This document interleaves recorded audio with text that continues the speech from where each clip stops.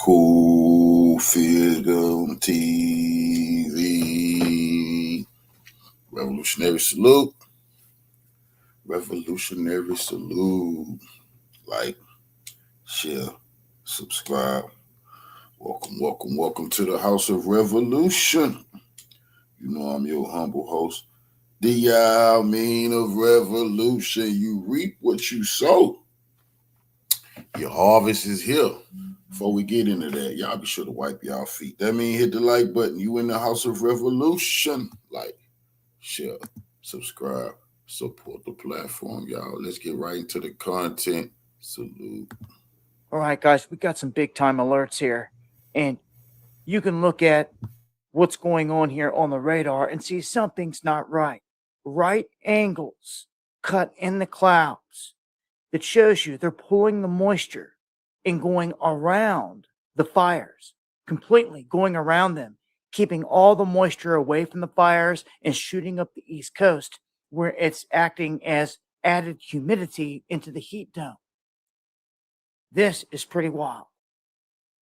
We also have millions of Americans being urged to stay indoors because the pollution, the fire, smoke, everything kicking up is really making the air quality very bad.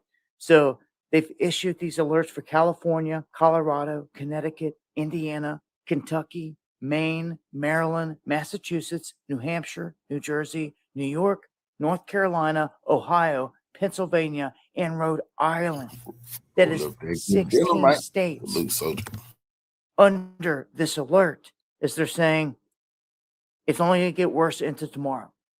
And what you see on the left here is concerning. They're dubbing this the mother of all heat domes across the U.S. West Coast in 10 to 12 days.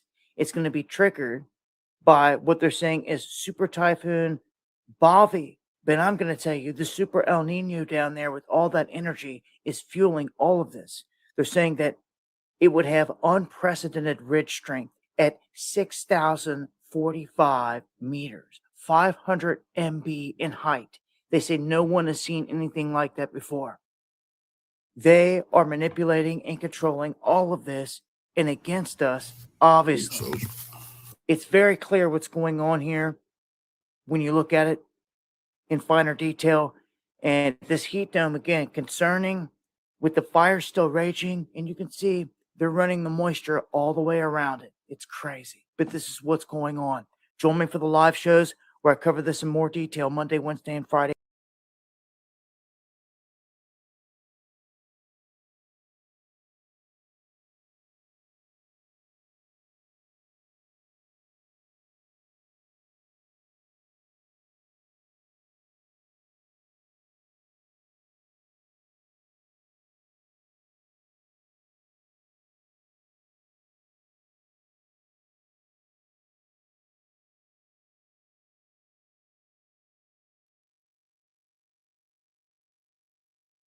So if everybody cannot handle this heat like this type of heat in this sun, if everybody can't handle this, but a particular people can handle this, but a particular people can't handle this, and God knows this, but the Most High God is all-knowing, then why would He create such a sun that will bring life to a particular people, but it will bring death to another particular people?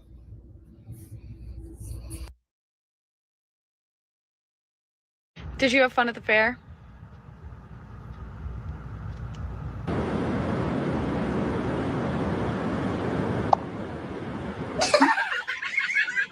This might be the worst burn I've ever had in my life.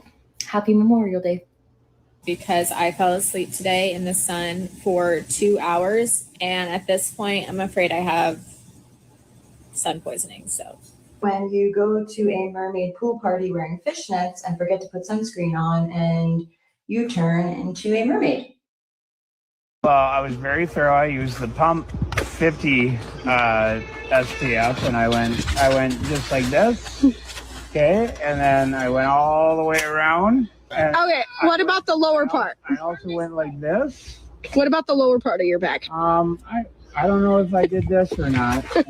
I might have went like this.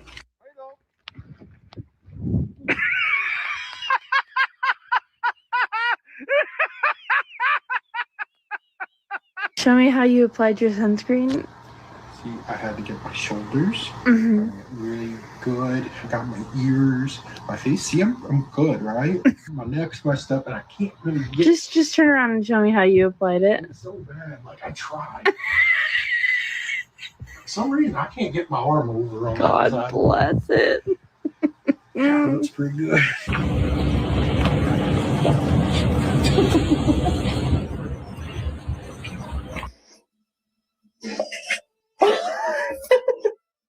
Stand up.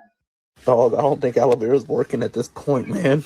This shit's fucking, it's steaming, dude. It's fucking steaming. There are reports of people on the street.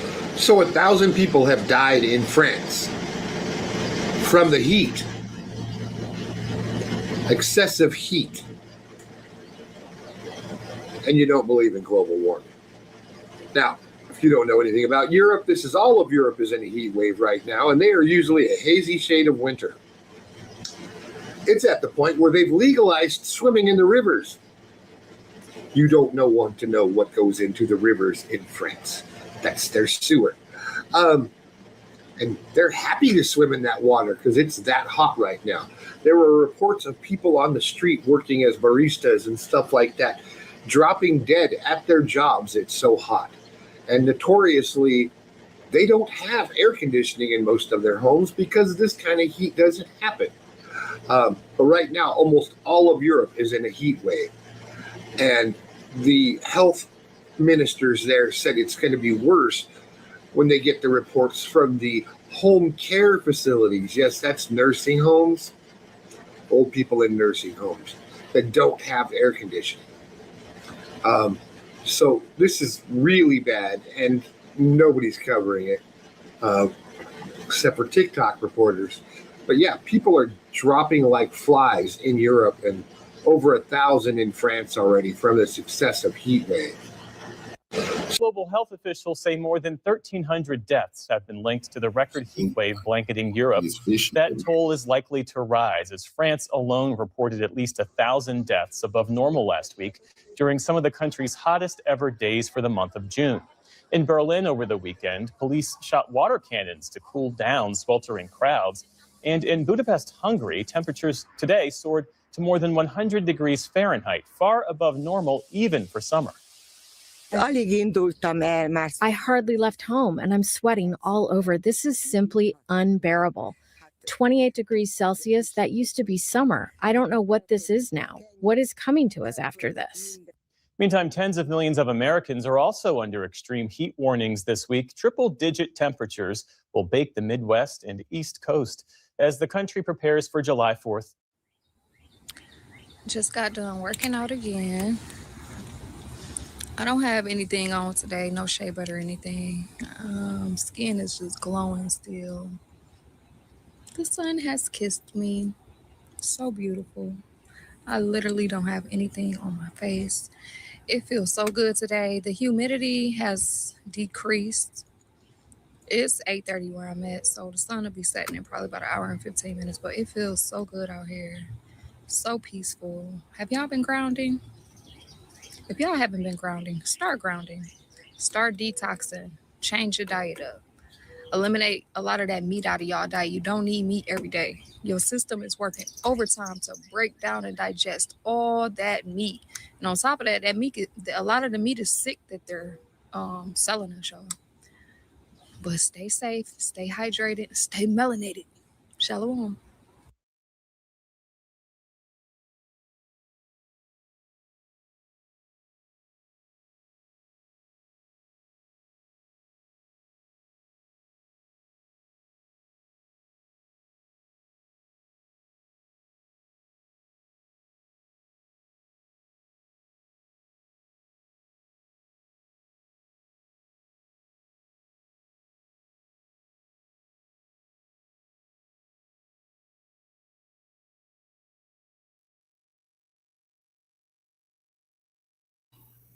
Salute, Queen.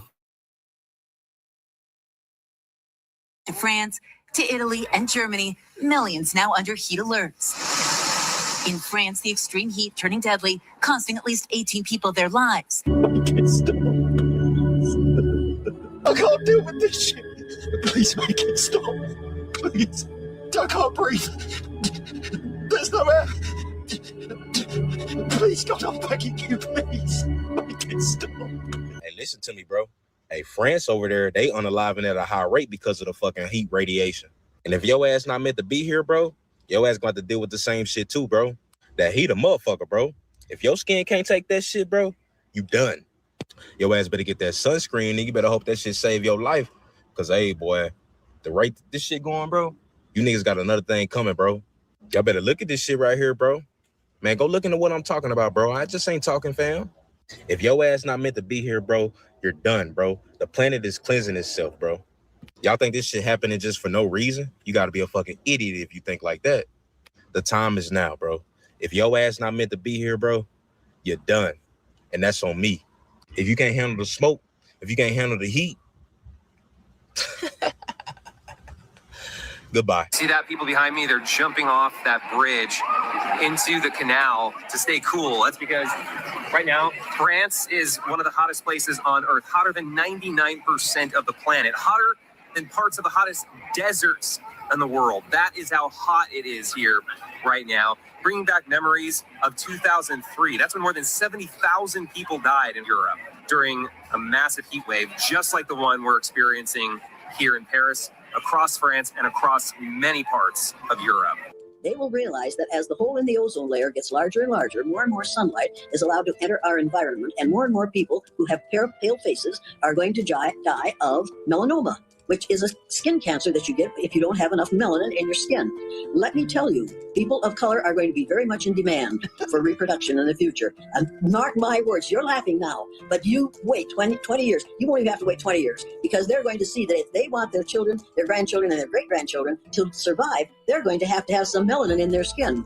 That's the way it's going to be. This is going to take care of itself. Hi everyone, welcome to yet another video. It's Ndagir here. So today we're going to be talking about something quite interesting, I must say. And when I saw it, I was like, I guess it's about time, right? Because I mean, for the longest time, when it comes to them people, they've really been doing the outermost to kind of like make us go extinct. I mean, when you look into history, the slavery, the colonization, even to the systems that we actually move by, don't really actually benefit us. And to whatever that happens to us, you see people in Congo, how they are, you know, constantly dying and nobody gives a F about it. The wars that are constantly put into African nations, kind of like a program that was designed to, you know, attack us every single time and for us to go extinct. So when I see that now there's a heat problem happening in Europe and they are in tears, literally crying because they can't go out, they can't work.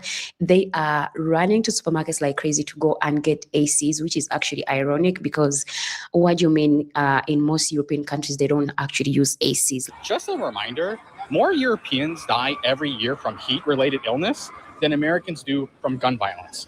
That's a real fact. You can look it up. So don't let any of these Europeans tell you that they can't install AC in their buildings, right? They've installed plumbing before. They've installed electricity. They can install air conditioning, but their ignorance doesn't let them. And so they have more people that die from heat than gun violence. Make it make sense. Which kind of like raises questions because what do you mean they don't have like an AC system in most European countries? Like that took me out. And I saw some people in the comments who are more like, well, I guess the sun is back to take people to where they came from. And those are the caves.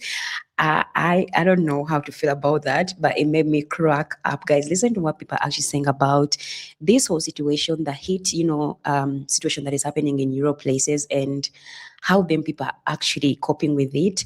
Yeah, come back with my thoughts on it. Check this out.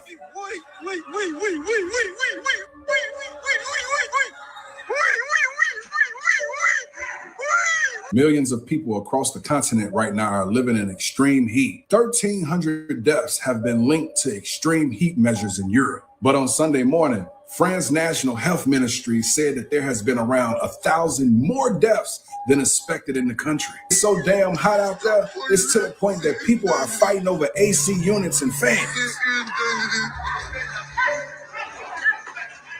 Extreme high temperatures are reported in Germany, Poland, Czech Republic, and Australia also. They even named this heat wave the silent killer, as European homes, workplaces, and schools are not built for this type of heat. Meanwhile, the United States faces a heat wave of its own this week. Whatever you gotta do do it. Stay out of the heat, stay cool, and stay safe. So apparently when it gets hot, Europe melts. But they want you to believe that this is the infrastructure of modernity. They sold you an economic system that said it is better to find the cheapest way to mass produce something than to build for longevity, for quality of life. And then they traveled all across the world, enslaving, colonizing, teaching all of us that we're inferior, that we should copy their ways instead of our own. But most of us, and I'm talking about the alleged third world, already knew how to build for heat before air conditioning existed. Prior to colonization, most of us used vernacular architecture.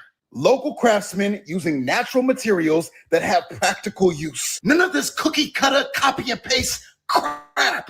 I want y'all to get this. They showed us all this imagery of West Africa and told us that they were poor and hungry. But mud brick around Earth, they absorb heat, so it's not sitting in your home. Thatch roofs, they protect you from the sun and allow heat to rise out of your home. No electricity needed. We see the exact same common sense in Puebloan architecture in the American Southwest. We see it in Persia, in North Africa. In China, they built underground homes where it's cool all year. And then there's the ones that figured out airflow. In Iran, they had wind catchers. Caught the wind up top and brought it to the bottom. In India, they had wooden lattice screens and perforated stone facades. So you had durable architecture with shade that wind could flow through. In Southeast Asia, they had bamboo walls. Once again, air kept flowing through. I can hear some of y'all now because you don't even realize how much you love your colonizer. You're gonna say, oh, but those regions, they have different building materials than Europe. Well, Europe just stole everything else. You're telling me they're bad boosters? They don't even know what to steal? Baby, stop giving these people a pass. They don't know what they're doing. They just know how to keep pouring money into war. And now we all at risk. Guys, I'm not here to laugh at people, but like I said, we are constantly living in a world where people that look like me are at a very big disadvantage. Every single time you go on news, I've actually shared videos also where people like Bill Gates come into, the continent and talk about how our population is kind of like a problem. Like, the population is too much, but then you also look into the same statistics and see that Western people are actually the ones that are fading, not us. So they have a problem when they see people that look like me thriving and actually having a bigger population growing, because we are estimated, especially in the African continent, to have a very, big population. And the average age is going to be around 30 and below. So you can imagine the kind of strength we actually carry. Like I saw the time with everything that we've gone through as people that look like me, especially with the situations of taking our lives every single time, we are thriving. Nature is literally on our side. And so seeing that just a mere, change of weather is making these people turn red, like literally burning. Interesting. By the year 2100, 45% of the world is going to be African. Did you know that? 1 in 3 people you meet are going to be African. Do you know how insane that is? The rest of the world is shrinking. South Korea has one of the lowest birth rates in history. Italy is literally losing people. They're not having children fast enough. Meanwhile, Africa is blowing up at an alarming rate. Why do you think all of these companies are now scrambling to include Africa in their projections and accommodate Africa? And everywhere you turn, someone's talking about Africa because they've looked ahead and they know something we don't know as Africans. Interestingly, I saw a video of the CEO of HP, Hewlett Packard, talking about how she never cared about Africa as a market until she actually went there and saw how much people were in Africa, and it blew her mind. So it sent me down a rabbit hole of research and looking at population and stuff. And my research was like, well, yes, the population of the world is rising, but it's going to get to a point and it's going to stop. I was like, why is it going to stop? It's like, well, because women don't want to have any more babies. I was like, they're going to think I'm making this shit up. But yeah, women don't want to have any more babies. Fertility rate used to be 5 children per woman. Now it's down to 2.3 children per woman and dropping. Replacement ratio is literally 2 to 1. So for every one person that is born, 2 people, we're not replacing people on this planet fast enough. Second reason why, would you know it? Women, again, more women are in careers, more women are in education. So that means that there's less pressure on them to have families. They're marrying later as well. And this is obviously having an effect on the bottom line.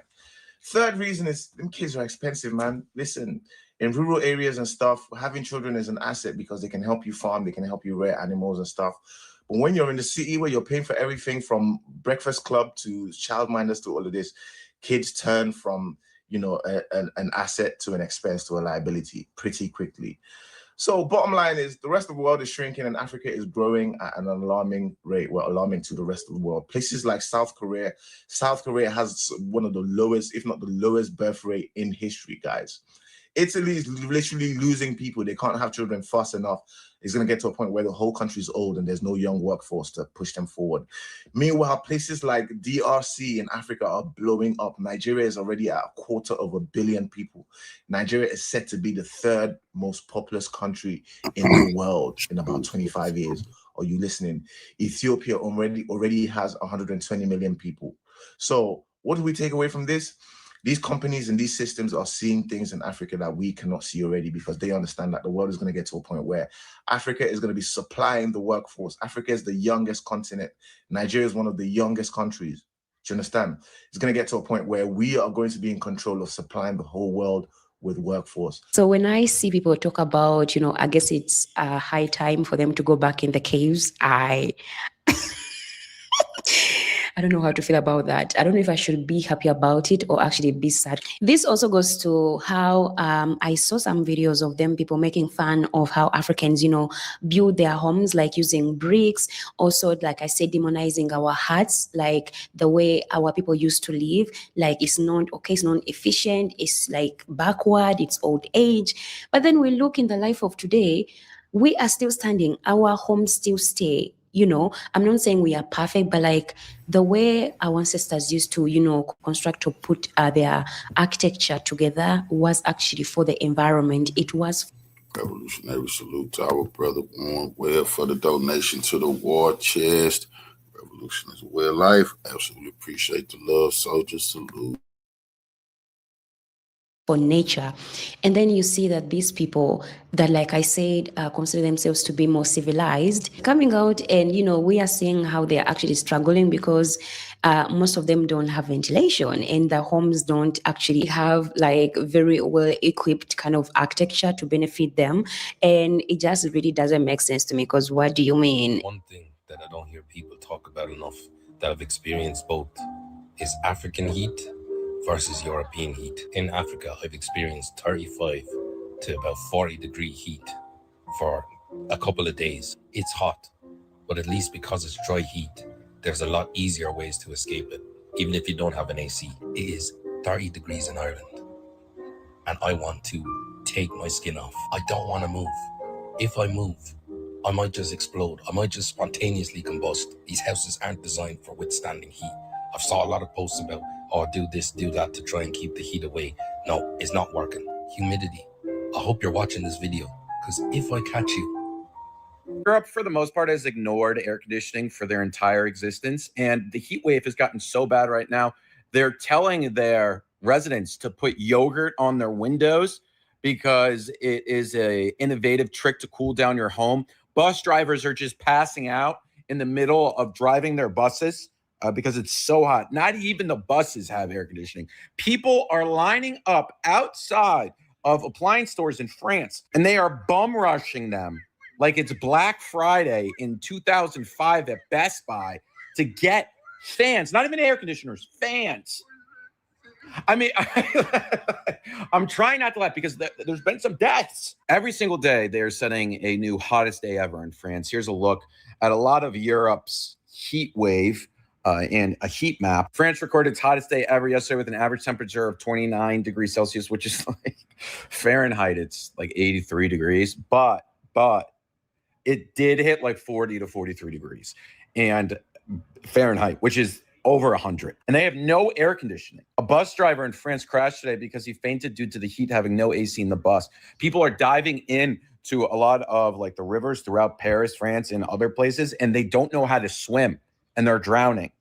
Like there's been 40 instances of deaths like this. The cardiac unit of a hospital in Germany where people recover from heart surgery is measuring at 100 degrees. It's only 15 years old. Is this a third world country? Is Europe a third? Here's a tweet from someone in French.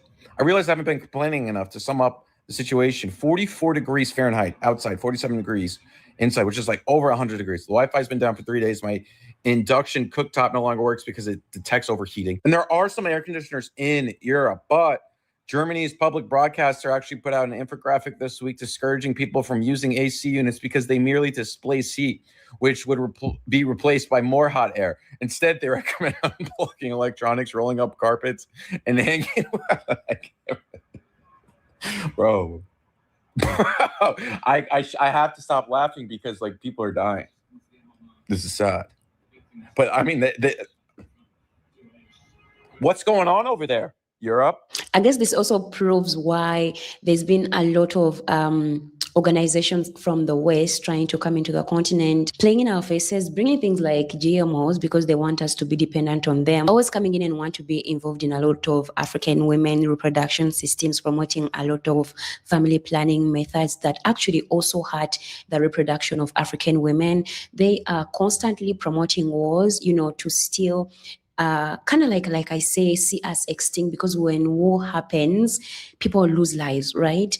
Like every single sector that you look at, them people put in a lot of effort into it to affect people that look like me because they feel like they deserve to live more than us. But then nature comes in, like we are seeing right now, plays its part, and guess who is crying? Guess who can't go outside? Guess who is burning? Guess who's burning? I'm not saying that it won't affect us as well if it goes further, but like the truth of the matter is like it won't affect us more as it is actually going to affect them, or as we are seeing that they are getting affected with just heat, with just the sun. So I must say the sun should the sun shine more? Let me know in the comments. Also, their owner coming out to talk about in the future.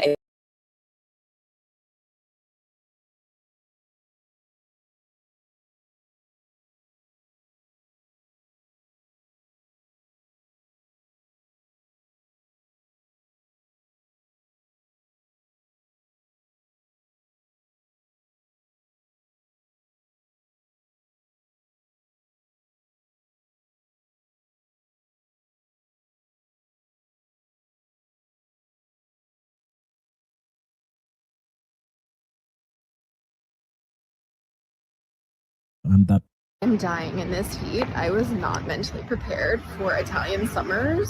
Holy shit. This is miserable. Can't eat. I'm trying to stay hydrated as best I can. I'm so tired. I can barely get any work done or think clearly. How am I going to make it through the next 3 months? Tell me. They will realize that as the hole in the ozone layer gets larger and larger, more and more sunlight is allowed to enter our environment, and more people who have pale faces are going to die of melanoma, which is a skin cancer that you get if you don't have enough melanin in your skin. Let me tell you, people of color are going to be very much in demand for reproduction in the future. And mark my words, you're laughing now, but you wait 20 years. You won't even have to wait 20 years, because they're going to see that if they want their children, their grandchildren, and their great-grandchildren to survive, they're going to have some melanin in their skin.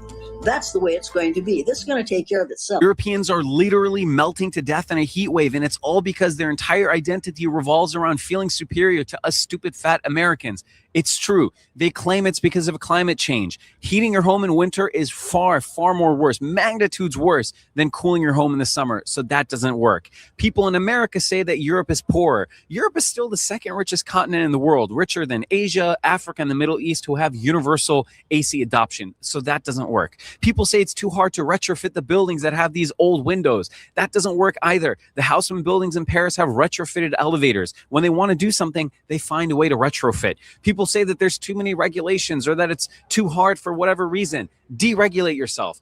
Hello guys, welcome once again to the channel. I hope if you're watching, you're having a great time. Now, the recent heat wave in Europe and America has brought back a question that many people have asked for many times. The kind of superiority within the genes that blacks and whites have.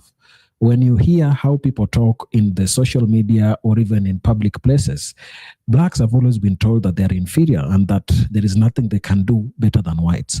But then now when we come to genetic superiority, there is one thing that is right now revealing itself. Many white people are coming to accept that their skin cannot withstand a lot of pressure. They are just weak within their genes. And therefore, some of them are starting to appreciate black people for being who they are and Some are even saying that they wish they could appreciate racial intermarriages so that they have a way within which their future generation can have an hybrid gene that projects and protects them from the adverse climatic conditions that can be experienced here and there. So I've come across some clips that I want to highlight for you where whites are talking about the inferiority of their genes and why there is no possibility that they can be any superior to Black people. It is a topic that has been discussed quite widely, and in today's video, I want us to listen to it and come to a conclusion as to what really is happening right now and whether the stories that we have always been told that Blacks are inferior or Blacks cannot do anything are anything to go by. There are many things that we know Black people have done, but despite all these things, still there is no appreciation to their gene superiority. And some people think that everything we talk about is just a lie. Take a listen to the clips I have here. I shall come back in the end with my commentaries. But before we dive in, if you're coming across this channel for the first time, kindly consider subscribing, like the video, and share. If you're melanated and you're complaining about the heat, you're a disgrace to your melanin. You're a disgrace to your ancestors. Yeah? Enjoy this damn heat, bro. It's still sunny out there, bro. We're getting daily sunsets. What more do you want? You want a gray, dystopic look, where everything's just so miserable? I'm so happy, man. I could go for a walk. Yeah, I'm in the house. I'm barefoot. I'm just wearing a damn tank top and shorts, bro. That's awesome. That's the way it should. That's the way it should be. Okay, yes, it's hot. Okay, I'll admit. Yeah, my windows are open everywhere around the house. The windows are open, right? Yeah, even when I'm sleeping, I can't sleep with this damn duvet no more. Okay, I'm sleeping. But that being said, I'm happy, man. Because in a few months, think about it. In a few months, it's going to be frosty as hell, okay? It's just going to be gray. It'll be raining. I mean, sometimes the sun will come out here and there, but come on, man, be happy. Be happy. Yeah, maybe it's too hot. I understand. Maybe when you're in the office or whatever type of work you got to do, maybe something you have to wear overalls and stuff like that, engineers, electricians and so on. But other than that, come on, man, don't complain, bro. Yeah, don't complain. Go have a barbecue, go for a walk, drive to the hills, look at the sunset, bro. Look how beautiful that is. Look how uppity I am right now, man. Yeah? This is beautiful. But sadly, I have heard some people have passed away jumping in rivers and just because of the heat. So I understand. Yeah, that's a serious thing. But I'm just saying for most people out here who are just complaining because, oh, it's too hot, it's too musty. Calm down, bro. Calm down. This is summer right here, bro. Enjoy it. Yeah? Enjoy it. Yeah? In Africa, this is like... it gets hot in this parts of Africa, bro. This is good, mate. This is good. Yeah, getting that vitamin D. Sometimes you don't get no vitamin D. This is so... That's why I've got so much energy right now, bro. I could go for a jog right now, but never mind. It's a weekday. I'll go for a jog tomorrow. But anyway, stop complaining, man. All right? Yes, it's hot. Let it be hot, bro. Let it be hot. Let it burn. Let it be. Oh, let it be. Let it burn. That's what I'm saying. Let it burn. We need to let it burn. Da, da, da, da. Wait, is that the lyrics? I can't remember the song, but anyway, what do you guys think? Always makes me laugh when people pull out biological arguments for white supremacy when our genes are recessive. Like if I were to have children with any person with any amount of melanin, brown, black skin, it doesn't matter. My genes are recessive. Same with my eye color, my green eyes. Even as far back on both sides of my family, they have brown eyes for white people. I just happen to be some sort of glitch and my dad happened to be a glitch. And it's so funny to me because it's like, why are you going to sit here and say, oh, our genes are so much better? I can't even go in the fucking sun. My skin turns bright pink, bright red every time I go outside. Can my eyes take any sort of sunlight at all? Like I need sunglasses 24/7. So when I wear my glasses outside, it's actually a problem because I have to choose between wearing contacts and my eyes being uncomfortable or wearing sunglasses to protect my eyes. So no, it is not an inherently supremacist or superior traits that we have. If we're going to go that route, we are going to lose because if anything, it's the genes that can withstand the sun and the heat and that those genes will get passed on in subsequent generations, which there's no guarantee that mine will. I think we are all human beings. We are all equal. But if you're going to pull out the supremacist superior argument, it's not white skin. It is not white skin. Just pull out a Punnett square, babe.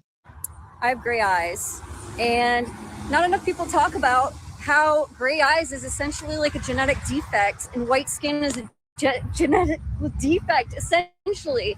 And And maybe we just want to feel like special, but literally we're probably not getting enough vitamin D. Our eyes can't handle the sun, which doesn't make sense in a planet where everything flourishes on sun. And like, I just don't get it. Like 70 plus 80% of the world has brown eyes, and now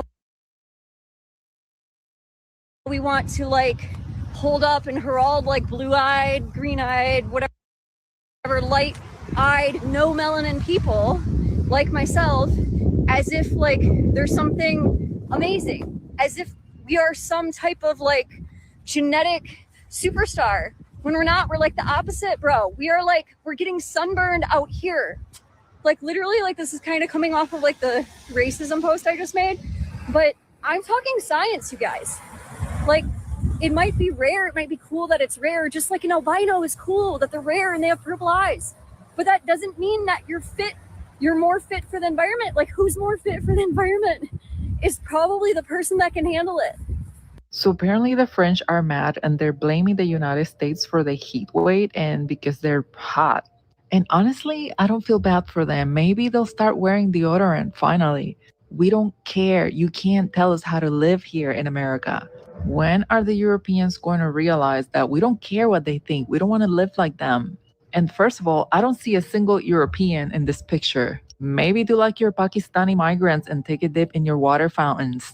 But no, you see that thing right there? That thing right up there? It's blowing cold air at 68 degrees Fahrenheit. And it's right above my bed and it feels so good at night. Sometimes I lower the temp to 66 degrees and I sleep like a baby. But I don't know, maybe get outside, sleep on the porch. But shut the hell up and stop being jealous of our air conditioner and ice machines. Check this out.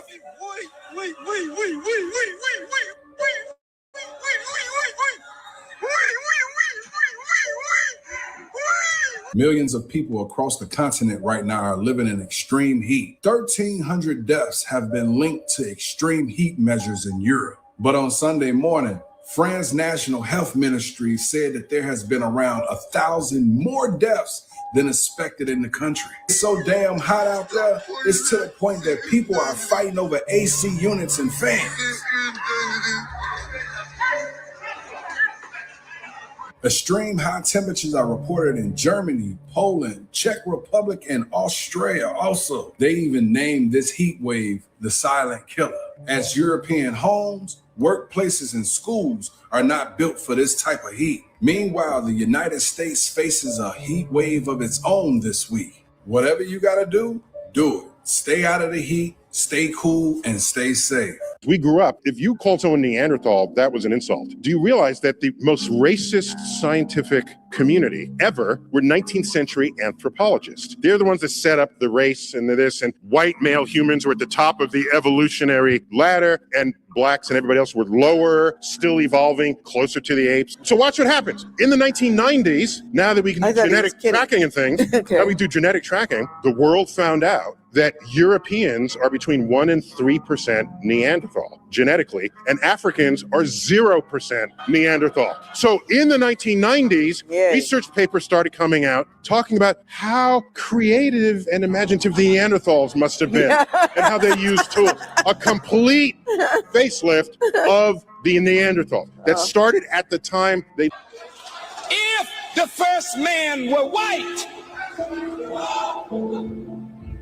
the yellow man couldn't even get here. Because two white people cannot produce anything other than what they are. Talk to me. That's a fact. Revolutionary salute to my brother Warren Webb for the donation to the war chest. Revolution is a way of life. Absolutely appreciate the love, family. Say my life, my life, my life, my life in the sun. Absolutely, we the people of the sun. Revolution is a way of life. Absolutely appreciate the love, soldiers. Salute. To me. So, I'm not teaching black supremacy. I'm just teaching actual facts.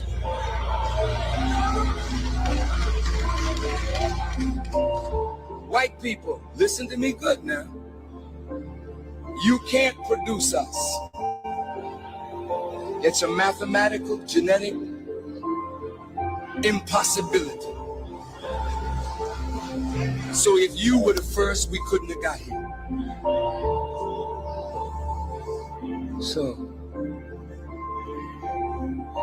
the black man has in himself the whole range of color, because black is not a color. It is the essence from which all color comes.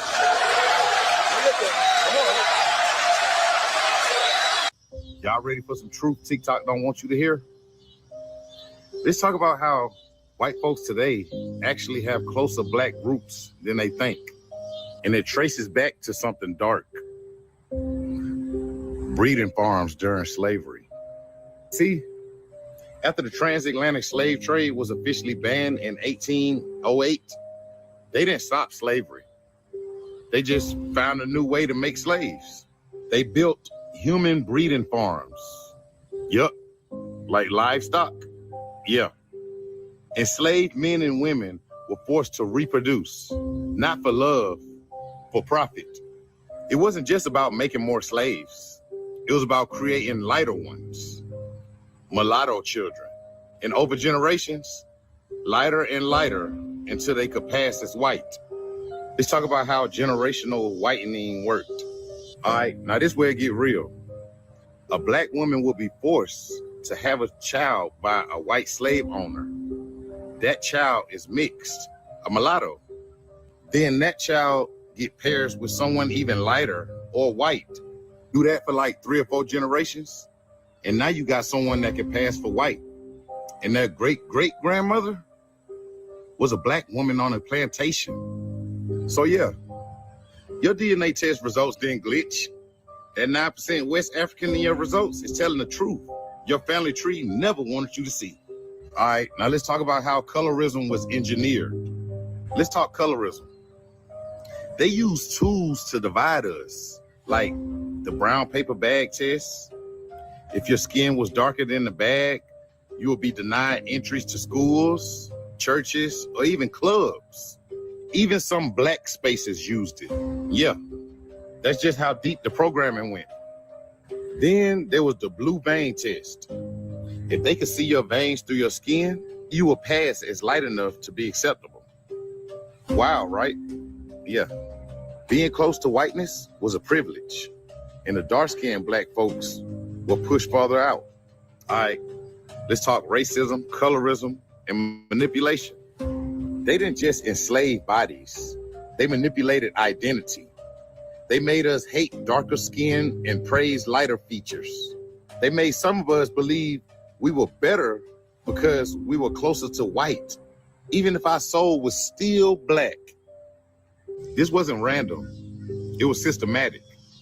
Breeding, testing, dividing, and conquering, it's all to keep white supremacy in place. And now, we still see it in dating preferences, beauty standards, and how folks treat you based on your skin tone. So yeah, some of y'all are white on paper, but your blood carries screams of the past. The history they tried to erase, it's time to talk about it. All right? Life for more. Invent any genetics. I just simply thought about the things that I had been taught in their institutions and in medical school.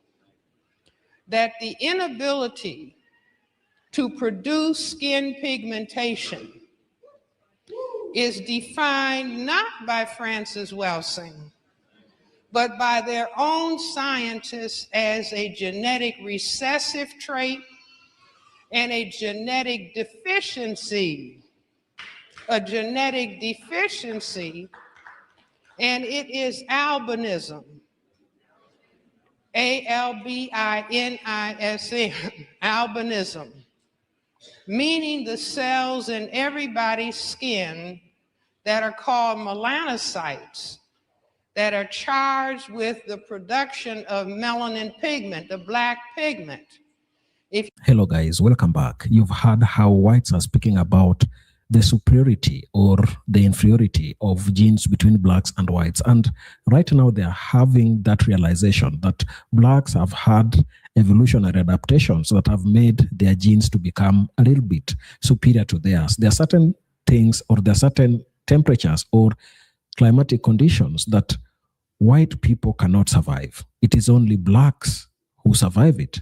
And you've had some also explain that the white gene is a recessive gene, and therefore there is a possibility that if they don't take a lot of care, they might end up becoming extinct. And that has been proven by even looking at the trends in terms of how people die or people give birth. The population of whites in the world right now is dwindling very fast. That can be attributed to the steps they were taking in terms of birth control, but also it can also be attributed to the fact that some of them are not able to survive various harsh climatic conditions. And therefore, it will take blacks to continue furthering the genetic makeup of human race. Because without black people, as many have said, white people cannot exist. When you talk about the cradle of mankind, you get to see that the origin of humans was from Africa. And that is what is there.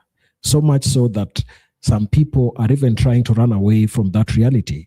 They think that this is trying to force black people to become superior. There are certain aspects of reality or truths that you find white people are very hesitant to discuss. They always don't want to speak about some of the achievements that blacks have had, some of the superior traits that blacks exhibit in their existence. For example, I've always said that if white people were subjected to the kind of challenges that blacks have seen throughout their lives, then there would be no possibility that we still have a white race in America. If blacks were the slave owners and whites were the slaves, whites would really become extinct, because you remember that there are certain circumstances under which blacks were subjected that even limited their ability to reproduce. So these issues have always been there discussed, but you realize that when right now the things like the heat wave that is going through Europe is coming out, people are able to see that white people cannot survive harsh climatic conditions. So what are some of the things that you find white people discuss when it comes to these issues of genetic superiority of black people? One of them is the melanin and the UV protection, where population originating near equator developed higher melanin levels, providing natural protection against ultraviolet radiation and reducing skin cancer risks. With this dark skin, possibility of things like skin cancer, they might come, but they're very rare. So the melanin we have has been linked to a lot of things that is making black people have an advantage over whites. And one of them is that protection against UV radiation. People who have this melanin are very able to adapt and overcome any form of exposure from the sun.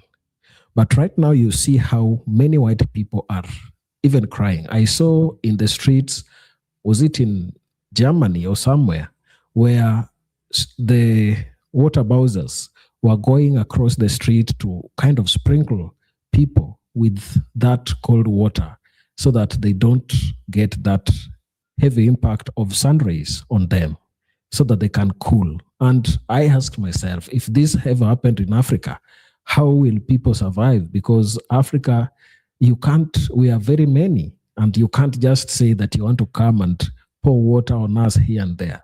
So it tells you that black people have some superior thing going in them. Another thing is the vitamin D absorption, where populations migrating to northern climates evolved lighter skins to maximize vitamin D synthesis from limited sunlight. Another issue is also malaria resistance, where certain genetic traits such as the sickle cell trait evolved in specific regions of Africa and the Mediterranean to provide resistance against malaria. You see, when white people come to Africa, one of the key problems they always have is fear of contracting the malaria disease. Malaria is so harsh on them, and it is finishing them very fast. And you hear that whites cannot survive in areas that have a lot of mosquito infestation.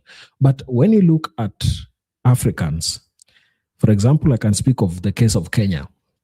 There are those who come from regions where malaria is very predominant, but they are not subjected to these diseases. Malaria is not even the number one leading killer for them, because some of them get that malaria, they get treated and get away from the threats that they might get. But then you also find that there are those who think that if Black people don't get those treatments, then they will end up dying. That is not the case. There are those who have contracted the disease and recovered from them without even going to the hospitals. We don't advocate for people not to go to hospitals, but in Africa, you'll find that because of the high poverty rates, some people are not even able to afford going to seek medical attention. So in such instances, you find that they just get healed without even getting to the doors of hospitals. That creates a resistance within their body such that no matter what happens, they don't get sick from malaria again. Another reason why you find that Africans have great genes is the genetic diversity, where anthropological studies show that African populations possess the highest level of genetic diversity, as modern humans originated in Africa before migrating globally. That is a fact. Africa is the home of everybody. So when you hear people talking about how Africa is inferior or they don't think Africa is the right place to be in, you ask yourself what they are thinking. Everybody, anthropological data shows that everybody came from the African continent, and Africa has been a home for centuries for human race. And that if you look at people living in the continent, there are a lot of things that they have that cannot be found in other people. The genetic diversity that Africans have is so wide that people cannot even finish up discussions about how their genes are superior. So looking at all this all together, for me as a Black person, I feel very happy. And the reason why I'm bringing for you some of these clips is that Blacks need to be told who they are. They need to realize who they are so that they don't feel inferior to other races who might think that they can control and take.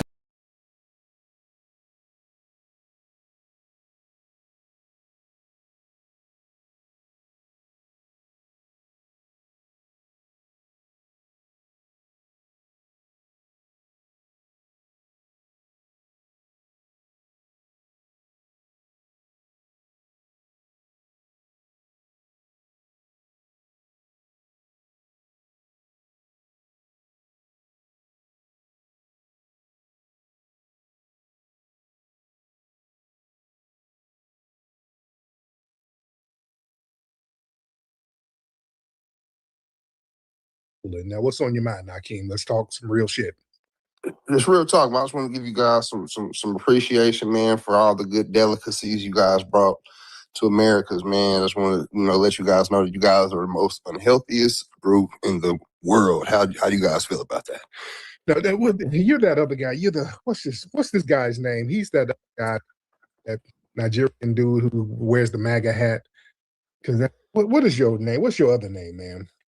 It's Foundational Greasy Americans. That's you guys' new name. I forgot you're Nigerian, sir. So are you saying you Nigerians are the face of health, sir? Yes, sir. Yes, sir. I'm just name me one FDA delicacy that's not bathed in grease or pig guts. I'm waiting. Go. Yeah. All of it is good. We're here. We're healthy. We're good. That's not what the stats say, sir. What's the stats say? You guys eat too much grease, sir. Well, grease is better than damn hyena hush puppies, which is what you had to put in your suitcase to come over here and eat. So we're doing better. We're doing much better, sir. You had to you had to come. No diabetes, no high blood pressure. Ebola, AIDS. I mean, shit, brother. Yeah, I take that high blood pressure over that Ebola. All right. So you guys make a Rotel food truck, man. Just make some FBA some money, man. FBG, man. And when you got to go to your homeland and get the money up, why don't you go back to Nigeria and get that money up? No, we trying to teach you guys a healthier life so you guys can stay on the earth longer, sir. Sir, you got to flick flies off yourself before you can teach us anything, sir. But let me get Luis. Thank you. Luis, what's up, Luis? It's Lewis, man. Jesus Christ, I've been here like 100 times. But like, I'm just listening to y'all, and I agree with a lot of things that y'all say. Okay.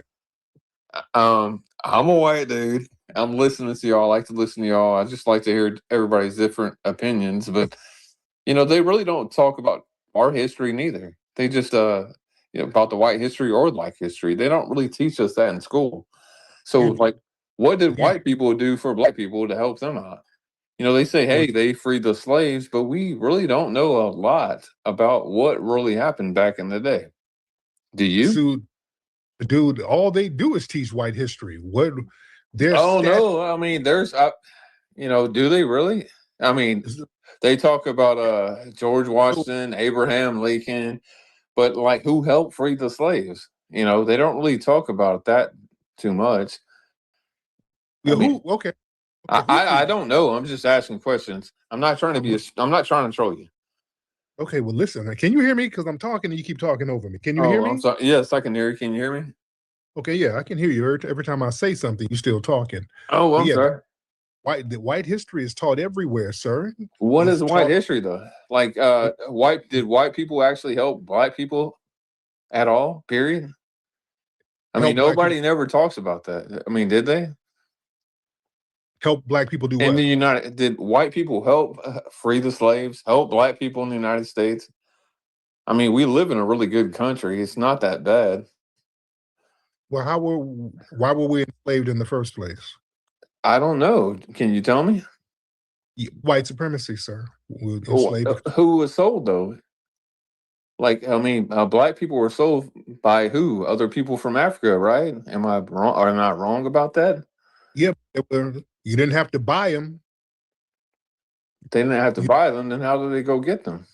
Yeah, you didn't. You made slave ships. That's what whites made, slave ships. Africans didn't make the slave ships.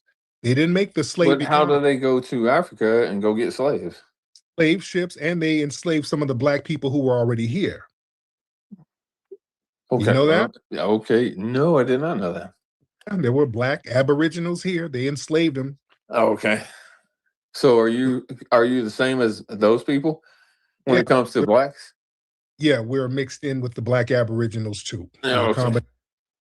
We're mixed in with those. They reclassified a lot of the black aboriginals or the natives as Negroes. All right, that happened. They sent a lot of them during the Seminole War. Sent a lot of them out. I'm in Tulsa visiting right now. They sent a lot of them out here in Indian Territory. That's why there's so many black founded towns out here. There's a lot of Oklahoma has the most black founded towns in the United States, and many of black people who were black aboriginal people, like black natives. So what? Now you tell us how have whites helped black people? Yes, that was my question actually. I'm asking you. I mean, you keep saying that. No, I asked you the question. I was hoping for an answer. Okay, what was the? That was the question. Okay. Not really. You haven't. There's never been them helping us exclusively. They've never, ever done anything to help us. We've had to help ourselves. Okay. They've done is harm us exclusively. They've never. So do you think the white people are so fucking trying to? Sorry, I cursed. I shouldn't have said that. So do you think that white people still just don't like you just because you're black? I don't know why you don't, and we don't care. We just don't want you to harm us. We have to create a culture of resistance to stop you from harming us. Okay. Well, I'm not going to try to harm you because I'm white, so that don't make no sense to me. Yeah, but the thing is, what happens is you might have a black person you're cool with as an individual, but in white supremacist society, when there's 6 or more black people, that's when you usually go on alert. That's when things get real funny style with you guys, when there's 6 or more black people. I mean, I've actually went to all black school in Mississippi, and that's kind of different. Actually, when white people when I went to school, I went to a 90% black school. When the white kids got into a fight, the black kids would beat the shit out of them. Yeah. I would never like, that's just, I don't know. You didn't go to that school because you wanted to. You went because you were poor and your mother couldn't afford to take you to the suburbs. That's why you went. That wasn't by choice. You were forced to go to that. But everybody got along with me. I had no problems. Right, but you didn't want to be there. I had no problem. What do you mean? I didn't care that I was there. You didn't want to be at no all-black school. Only time. Yeah, I did. I was really good at basketball, so I was kicking some ass. So I had a good time. Sir, only time white people go to an all-black school is when they're too poor to go to the suburbs. That wasn't a choice. Y'all had no choice. Y'all were living in a trailer somewhere. I never lived in a trailer. That's not true. Or the projects. No, that's actually that's kind of being racist. Actually, I've never lived in a trailer at all. Not one time. How's that being racist? I've never lived in a trailer. Sir, you live in some kind of poverty. White people don't send their children to all black schools unless they're impoverished. Yes, we were poor, but I didn't live in a trailer park. I never have. You either lived in a trailer or the projects. One of the I did not live. I lived in Mississippi and I live in Houston, Texas. They don't call that projects. I know, and listen to what they try to call it projects, whatever, but it's not. So you lived in what they call the projects, didn't you? No, I did not live in the projects. I just live in bad neighborhoods. All right, sir. You had to live in the projects. You don't want to call it the projects, but it's okay. But yeah, you got to be poor to send your kid to a white kid to a black school. That's po. Yeah, we were poor, just like anybody else. Right. Now, a lot of the black people were not necessarily poor, but if they're sending a white kid to a black school, usually they're dirt poor. All right, that means there's no other option. We were pretty poor. Right. I asked because my friend Malcolm and Ali, my best friend Malcolm Ali, and I was like, hey, why'd y'all not treat us like the other white kids in school? And he said, because you're just like us. And I was like, what? What does that mean? Because we're poor? And he said, yep. I'm like, what the fuck? That don't mean, I don't even believe nobody said that either. Oh, he did. Yeah, whatever. He did tell me that. I was like, why did you say that? He said, because we like you poor. Who talks like that? His name is Ali. I can tell you his name. He lived in Greenville, Mississippi. I can tell you that. A tether. I don't know. That's weird. What part of tether? I don't even know what that means. What part of Mississippi did you go to school? I went to O'Bannon Greenway. O'Bannon in Greenville, Mississippi. You can look it up if you don't believe me. O'Bannon Greenways. Any Mississippi people in here? I don't know where Greenville. I'm not. No, I said Greenville, Mississippi. Yeah, if they're from Mississippi, the one dude said he was from Mississippi. He might know where it's at. So you went to a poor school. You went well, not a poor school, a black school, because I went to black school and it's 90% black if you look at it. I don't know if you would consider that all black. Yeah, I went to all black school, well, predominantly black schools, and we all weren't poor. So that's why I'm saying that whole poor shit. We just went to black schools. We weren't living in the projects. It wasn't an episode of Good Time. I wasn't living in a trailer park. But again, you were poor, and again, and I'm pretty sure you weren't eating watermelon and chicken. There's watermelon and chicken are some of the best dishes you can eat, sir. Watermelon. It kind of is actually. Yes. Our stereotypes are phenomenal. All right? It really is not. Our stereotypes is not true, actually, but whatever. So you were asking, what do whites do for blacks? Nothing. Nothing really. So the Civil War didn't do nothing for blacks? The Civil War, the North was. When Abraham Lincoln was president, did that not actually do anything for black people to free the slaves? In the Civil War, the Union was getting their asses whooped by the Confederacy. Yes, they were. Getting the brakes beat off of them. They didn't win. Started winning when they started allowing black people to fight. But the Union was white people too. Yeah, and they were losing. Yes. You just acknowledge that, which is true. They were losing. And there were white people fighting against white people, right? Yeah, but it wasn't to free us. What was it about? It was to stop the Confederacy from forming another nation. Is that what it was about? That's what it was about. It wasn't to free us. The whole thing about freeing us came later because they were getting their asses kicked. They were not fighting to stop slavery. They didn't want the Confederacy to form their own nation. The Confederates were like, shit. Yeah, they just want to own slaves, basically, is what you're saying. Confederacy was like, look, we balling out.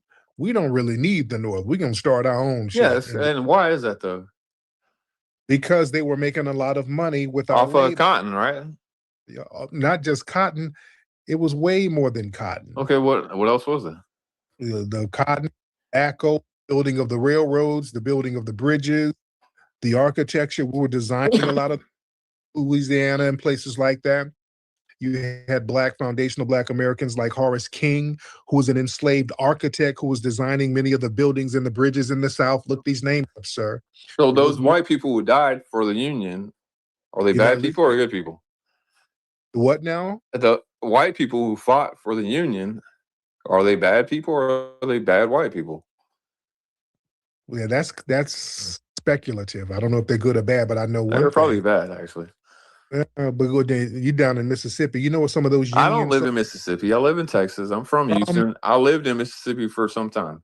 All right, but you were from Mississippi at one No, time. yeah, I lived there. Yeah, it was definitely a backward state, but there was a place down there called the Devil's Punch Bowl. I never heard of that. That they set up there and unalived a lot of Black people who were free. There was a lot of free Black people that the Union ended up unalived on there. So the Union, they were not angels, by the way. There you go. Right. Let's just tell the whole truth. And Lincoln, we need to tell the whole truth, right? So just we have to not just one half everything, right? Stop talking. You asked me a question. I'm trying to educate you. You mentioned Lincoln. I'm going to educate you. Lincoln said the Union would not have won the Civil War if it were not for the Black freedmen. Okay. He even acknowledged that it was the foundation of Black Americans who actually helped win that war. So let's put it all in context. Nobody did us a favor, sir. All right. We did the favor. They were going to get their asses whooped. We would have been, well, the Confederacy, that wouldn't have survived because they were trying to create a white supremacist enclave, which is what they've always done over here. And that's not sustainable.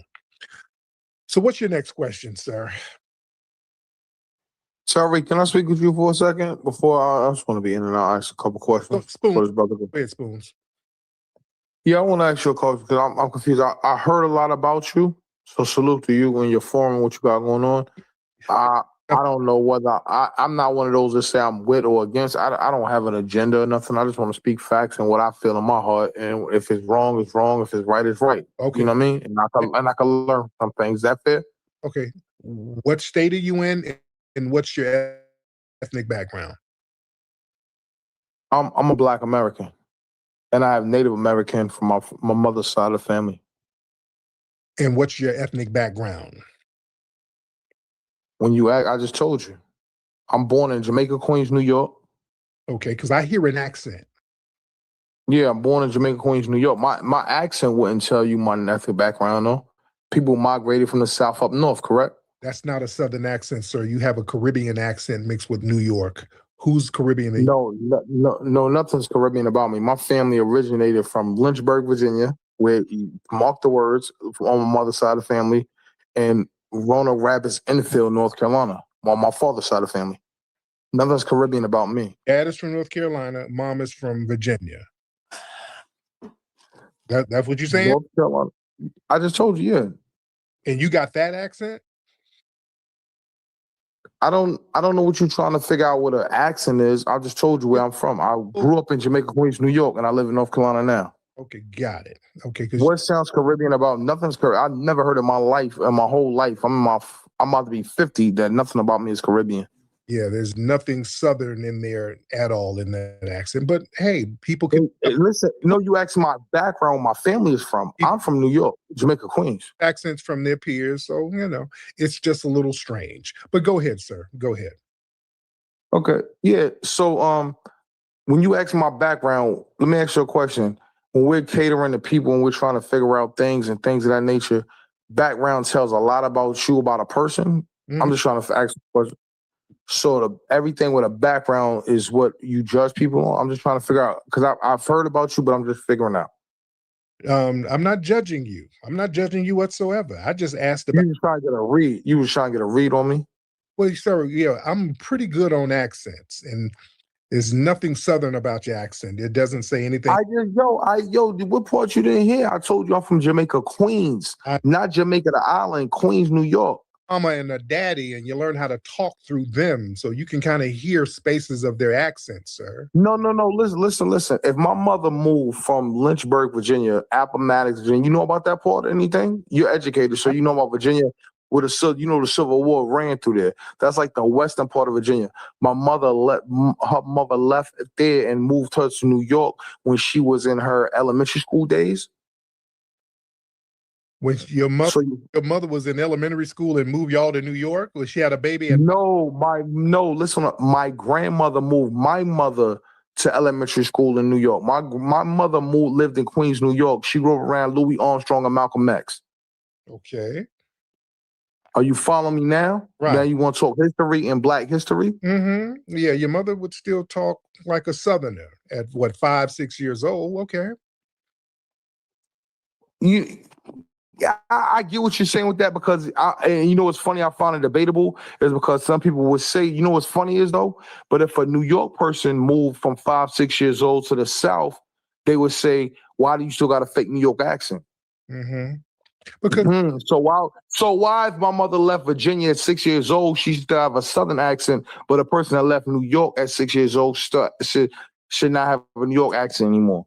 Let me ask you that question. Yeah, because that's my thing. Where'd you? But brother, we're talking about progress. We're talking about progress. Who cares about accents and all of that? Yeah, I just told you my rundown, right? Where'd you get that thick New York accent though? It depends on where you want to, whatever you want to claim it to be. I don't know. Okay. I don't want to have a debate about if you call it fake, Okay, hold on, Lou. But anyway, go ahead, Spoon. Let's proceed. Let's proceed. Go ahead. First of all, if you want to call it a fake New York accent, I didn't. Bro, I'm not gonna. Hold on, I'm not. No, you did. So let's stick there.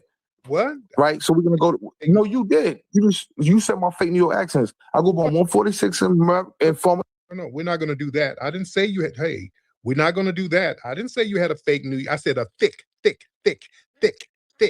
Okay, maybe there's a miscommunication. Let's slow down.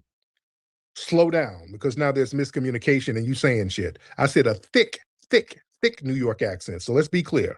I didn't say it was fake. It's a very real accent. It's not only is it real, it's very thick. You have a real New York accent, sir. I'm not saying your accent is fake at all. You have a distinctive New York accent. Yeah, the only person that's fake is you, dude. Who you talking about, Lewis? I'm talking to you. You're so full of it, man. You're like one of these dumbass race baiters. Okay, Lewis, don't try to crash out now. All right, talking about you got a black friend who said he likes you because y'all both poor.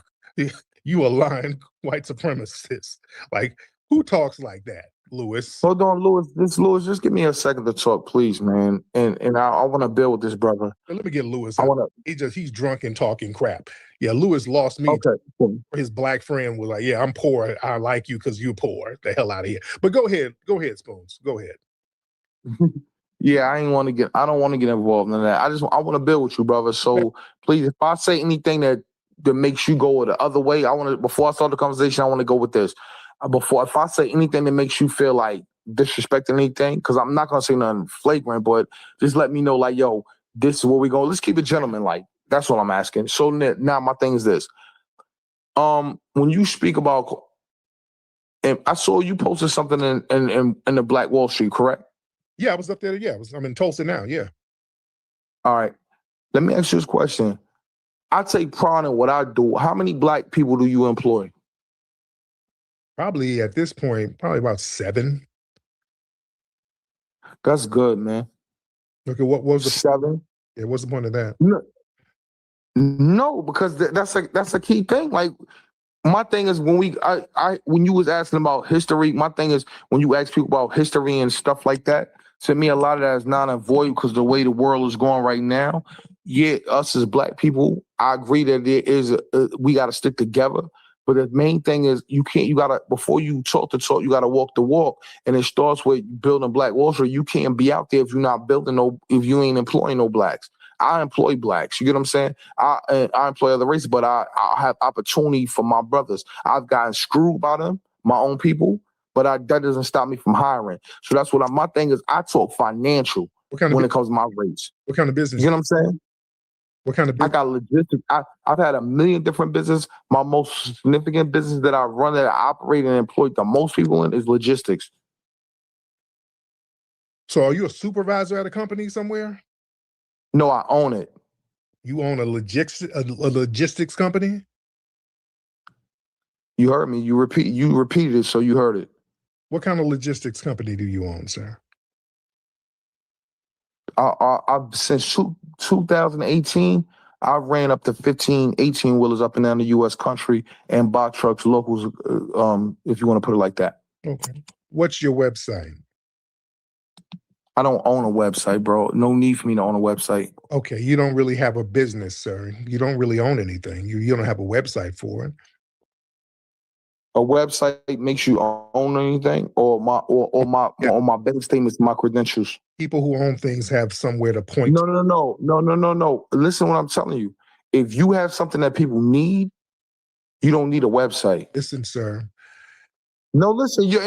Hold on. Let me finish. I'm talking. Don't talk over me. For example, one of my businesses, I run the Hidden History Museum in LA, hiddenhistorymuseum.com. There's an address to it. You can go to it. 2131 West Jefferson Boulevard. You can go there tomorrow between 11 and 4 in Los Angeles, or go to the website. I have another production company, Kingflex Entertainment, that's in Chatsworth, California. We produce movies, sir. It's simple like that. If you got a business, you should be able to go physical location. I agree with you, sir. You know, I agree with you. Okay. So that's something I got to work on. You're right. Okay, that's what I'm saying. All right, but go ahead. You're right. And no. With you saying that, that's why I said the conversation I want to be open, because I'm going to take advice from you too. Right. So you're right. So guess what we call this? What I've been running over, I said 2018, 8 years. I've been running some that's not always because us as black people, we don't have all the hands-on resources. My thing is, for my background, is get the money. You get what I'm saying? Okay. So what's the point? What's the point? I'm a little lost. No, my point is what I'm telling you is this is in my 8 years of me being in business, and even before that, I employ a lot of black people. Okay. So when you talking about different things, right? I want to find out. You said where you're at now, and all these business websites. You told me you've employed 7 black people. Mm-hmm. Full time. 7. That's full time. No. When I'm full time, just in my year alone, I got 7 without a website. And you telling me you put in my back. When I told you what I did, you didn't take my word as a black man and say, black man, that's a good thing you're doing. What are you doing? Boom, boom. I said you question my authority by asking about a website. Sir, I don't know you. Number one, people call up and just say stuff. Number two, I don't even know what the point is of this. You're not really giving a point. You just my thing is when I'm telling you this, how can you stand in front of Black Wall Street and you employ 7 people? I've employed way more than that, and I don't disrespect nothing. If I didn't employ anybody, what does that have to do with standing in front of Black Wall Street? It's a tourist attraction. So what does that mean? I don't even know what that means. What if I don't own businesses at all? I can still go to Black Wall Street as a tourist and No, what I'm asking you as far as this. When you speak about everything being pro-black, right? That's what you stand on, right? Everybody should correct pro-black. So let me ask you this question. Why are you going back and forth with me right now instead of asking, how could you post my shit on your website to get more drivers for truck drivers that need jobs? I don't know you, sir, and I don't know what you're talking Why you wouldn't ask, could you get in my DM and could we get to know one another? You're a random dude just saying stuff. I don't. Why? I'm not saying stuff. I'm telling you, sir, and you sound hostile and weird. You understand? You sound weird. I'm not going to promote your stuff. You sound weird, dude. That's why I don't even know what you're talking about. You are a random dude plebiscite babbling and you sound weird. Why would I promote you? I don't know you. Who are you? Why would I promote you? I do lives every day with thousands of people calling me every day. What's unique about you that would make me post you and I don't know you and you talking weird? I get weirdos every day and you sound like one of them, to be honest. Unmute your mic, Spoons. Let me know when I could talk, Tariq. So I didn't want to overtalk you. Go ahead. I have a partner that I'm cool with, right? He works in the government in Washington, D.C. He's a very educated bro, way more educated than me. He told me, he put me on to you and your platform, and he told me he was muted on here. I actually came over here. We followed one another on sports, and we came over here, and I came and followed him. He let me know what your platform stood for. We was talking about music backgrounds, different things, and I was like, nah, there's no way nobody stands that hard on things. Then I'm doing more research, and I find out, so I come up here. So my thing is this. Sometimes there's people that could be washed out, like how you mute me and things you don't take I'm serious. It's only, my thing is, if you come across this many people that's in black. What is your point? Because now I'm getting bored because you're just babbling and you haven't said nothing. You're talking in circles. What the hell is your... Sorry. The way you're muting me out is... Because this ain't a platform for niggas to just babble. All you have done in the last 10 minutes was babble in circles. Nobody wants to hear that, sir. You have not made a point. I keep asking you, what's your point? You talking about, if I'm standing in front of Black Wall Street, how many people I employ? What kind of question is that? All right, well, Tariq, I tell you this. Since I'm nigga all of a sudden, there's no conversation we had. Continue your forum. Dude, goodbye. This dude sound like a tether. All right, this sounds like a babbling tether. The hell, you just didn't have no point. I'm not going to let you babble about random shit. What makes you think you're important enough for us to sit here and listen to damn plebiscite babble?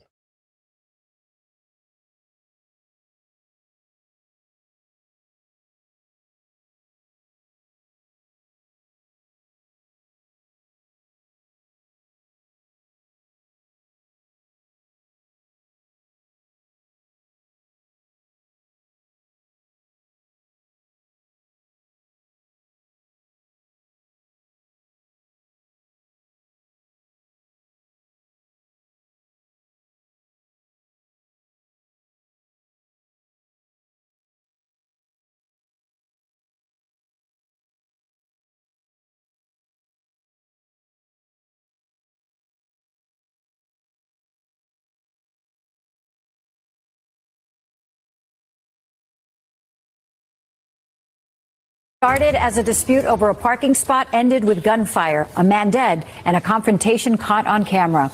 And investigators are now sorting through the disturbing new evidence. Yeah, NBC6's Steve Litz has a chilling video and explains why the shooter says that she acted in self-defense.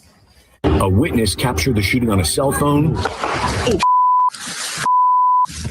And videos from cameras on a nearby Tesla show the crime as it happened. A man and a woman are arguing. The man is seen walking toward the woman, follows her around a vehicle. A few moments later, investigators say she shot him. A relative sent us this picture of Bart DeGuglielmo. He died from his injuries. It happened yesterday in the middle of the day in the Walmart Supercenter parking lot on McNabb Road near Rock Island Road in North Lauderdale. When I came, there was police officers everywhere, and I did hear a woman screaming and crying, and she was saying something, but I couldn't, but it was incoherent to me what she was saying. Deputies confirm the woman and DeGuglielmo exchanged words over a parking spot and then the shooting. She waited for police to arrive, then told them she shot in self-defense. Tonight, she's not in jail. Prosecutors will decide if she should face criminal charges or not.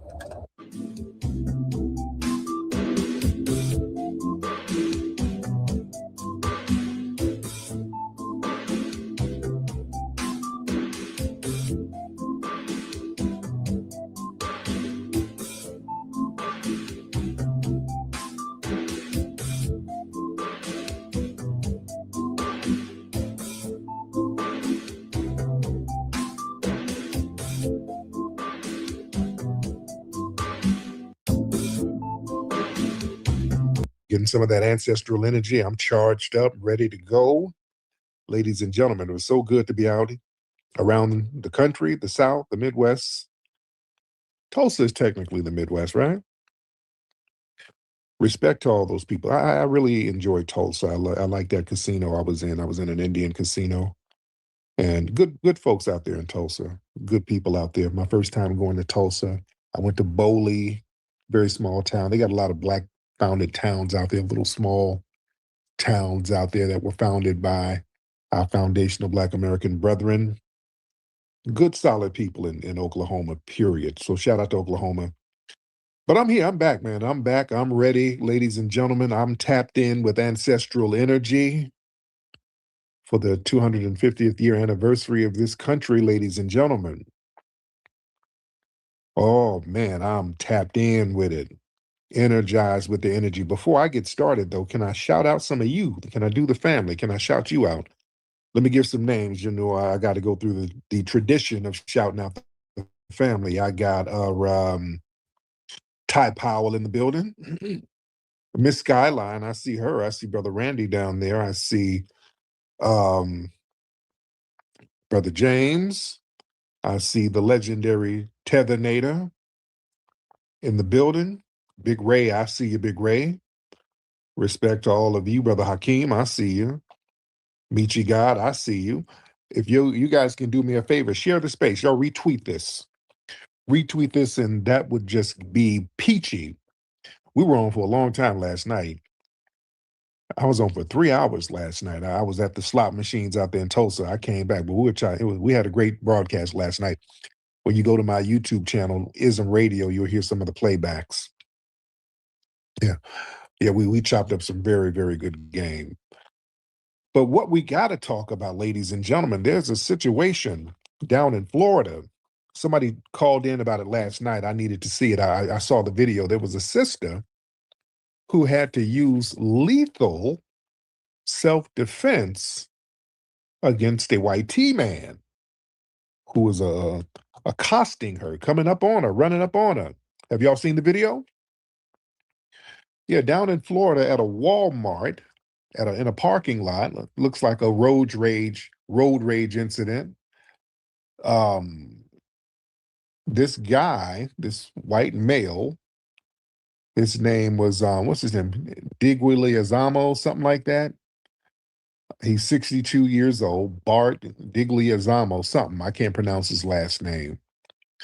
But it turned into a verbal argument with this sister over a parking space. Looked like the guy parked in front of the sister, and then he got out and started barking at her and all that. So she had to get out with her thing to let him know that, hey, this ain't gonna be what you think it's gonna be. And she had her gun, and he's walking up on her. She's backing up.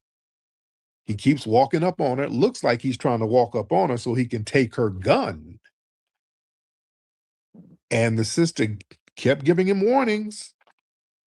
She kept backing up. She kept retreating, which in Florida, you have no duty to retreat. You can stand your ground, but she, even with her weapon, she was still backing up, giving that man every chance and opportunity to get the hell on about his business.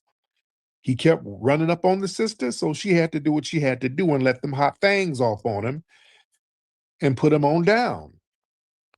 And thankfully, the sister has not been arrested. I mean, this is a clear stand your ground case. But the white T supremacists online, boy, they are complaining. Boy, now they're flipping. Now, this is Florida. George Zimmerman, stand your ground, all that, where he chased down a black teenager and unalived a black teenager who was completely innocent. And they sat there and cheered that. Now we had a situation that's on film. Somebody's dash cam caught what happened, thankfully. And now they trying to flip the script. Oh, no, dude, he was unarmed, dude. She got out of the car with the gun, dude. Well, so did Zimmerman. Zimmerman got out the damn car with the gun, and y'all said that was cool. Yeah, I don't want to hear all of these damn I'm white and I say so excuses. That sister handled her candle. She did what she was supposed to do to defend herself. Listen, family, I think these people think the Carmelo verdict was going to have a chilling effect on all of us. because our good brother Carmelo, a child who defended himself from the son of a suspected white supremacist who approached him unjustly, harassed, and then assaulted him. And Carmelo stood his ground and did what the law said: you can defend yourself. And then they threw our brother in jail as a political prisoner unjustly, trying to use the I'm white and I say so rule. The white supremacists think they think that's going to be a green light to come at us because we're going to be afraid to defend ourselves. You know, and that's not going to be the case.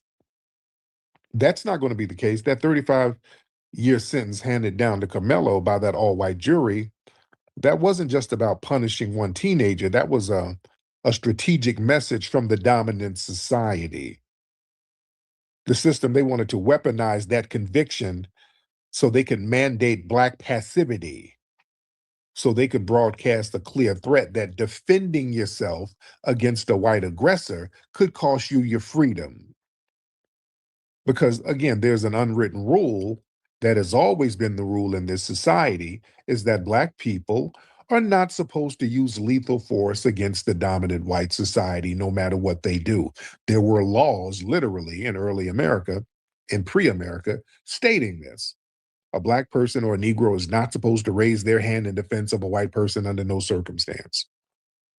So the spirit of that law is still here, even though it's not on paper no more. And we're saying, damn that. They had a miscalculation of the chilling effect, ladies and gentlemen. Yeah, you see, they think that watching what went down with our brother Carmelo, which we're going to still fight to get him out. He's a political prisoner, and we're going to stand on business, and however long it takes, we're going to get him out of there. He shouldn't be in jail whatsoever. But they want people to now, Black folks, to second guess their right to self-preservation. That's a fundamental miscalculation. Survival instinct does not pause because of a legal precedent. No. A harsh sentence that might breed anger, but it's not going to override your innate human drive to protect your damn life in a life or death situation. See, they weaponize these self-defense laws.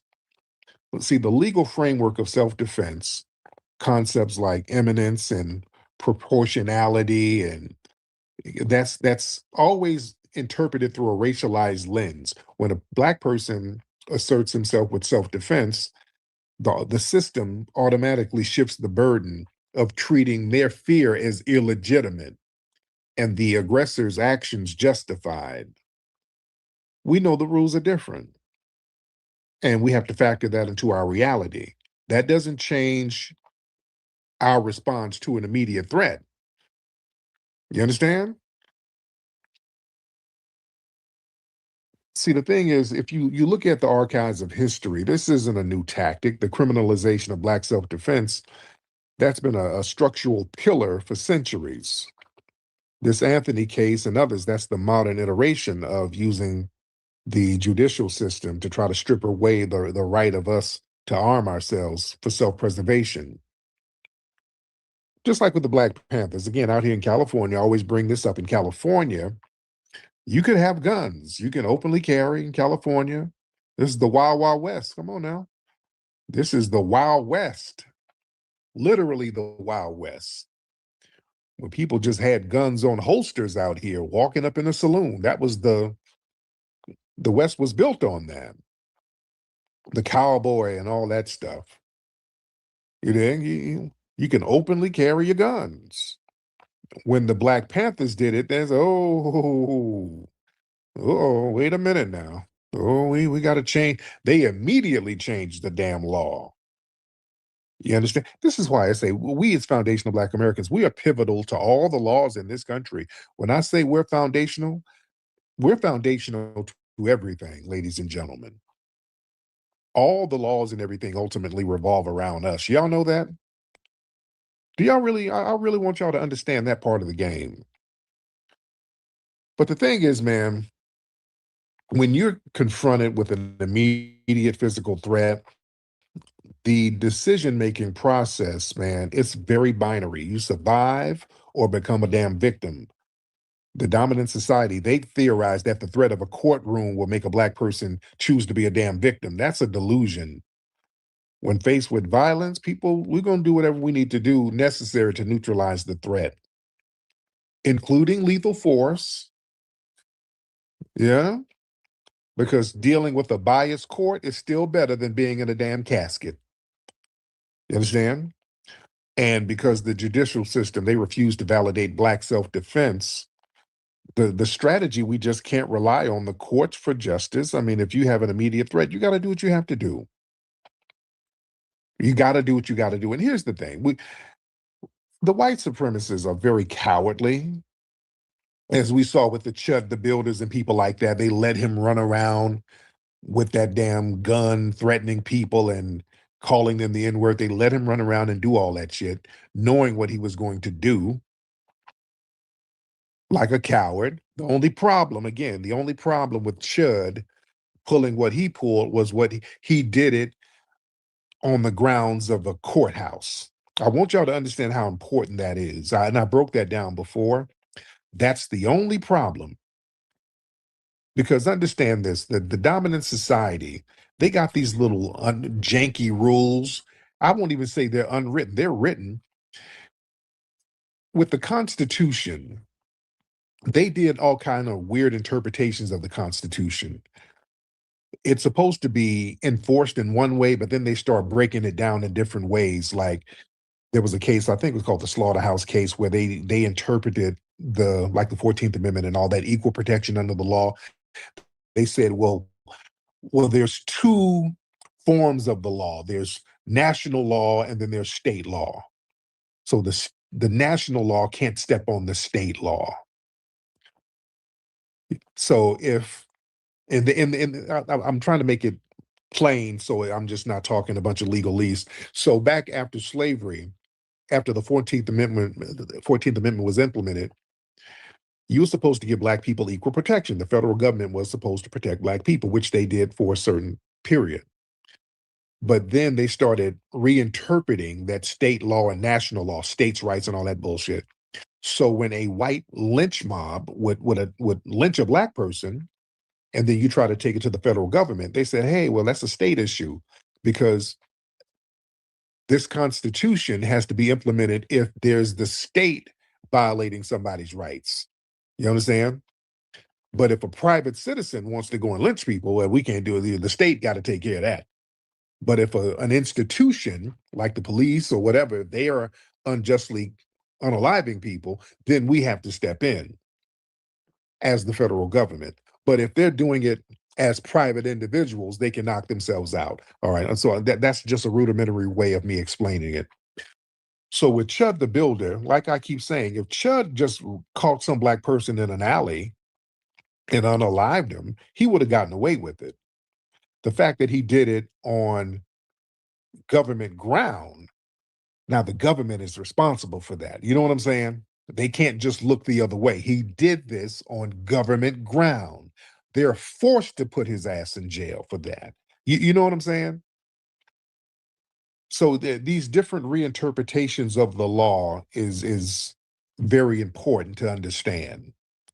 And again, it's important to understand when we're dealing with these cowardly white supremacists, because they understand these laws protect their cowardice to a certain degree. This is why the white supremacists are out here trying to go after soft targets. They feel like they're losing their power. So notice they go after innocent black people who don't know that they're about to be ambushed. They go after special needs black people like Jordan Neely. They run up and choke him from the back. You know how cowardly that Daniel Penny shit was? That's the most cowardly shit ever to me. Sneaking up on somebody from behind and choking them out because they're yelling on a train. So they like to go after women and children. You understand? See, the white supremacist predators, they don't seek fair fights. They seek the path of least resistance.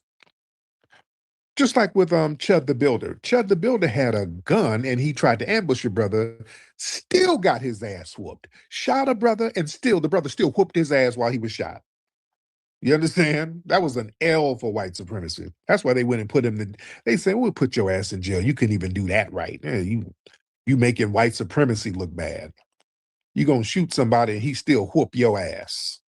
And you see? But understand, these white supremacists targeting black women and children, they think that's a calculated move based on who society has historically left unprotected. These white aggressors, they're banking on systemic apathy to shield them from the consequences. You see, so they look at this as a low-risk opportunity to exert power.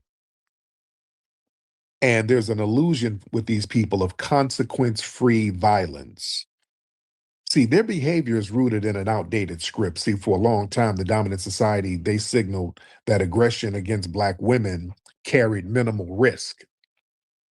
The modern white predator, they operate on this flawed intelligence. They assume the justice system is just going to automatically step in and criminalize the victim and validate their aggression. No, that ain't happening like that no more. When they choose to attack a Black woman or a Black child over a grown Black man, they know what it is. They know the brothers, well, they'll give them what they gave Chud the Builder. They know the brothers are going to give what these brothers in LA gave to Jake Lang's bitch ass when he came out here. They kicked his ass down the street like a Donkey Kong barrel. You understand? So they got to go after some soft trial. And speaking of that, and by the way, some sisters got their licks in with Jeff Lang. And I always talk about that. Some sisters did get their lick in. A sister in the pink skirt ran up and socked him in the face. So even the sisters got their lick in. So shout out to those sisters. But the thing is, man, these white supremacists, man, who engage in this cowardice behavior, they have to exert dominance to try to compensate for their own profound inadequacies.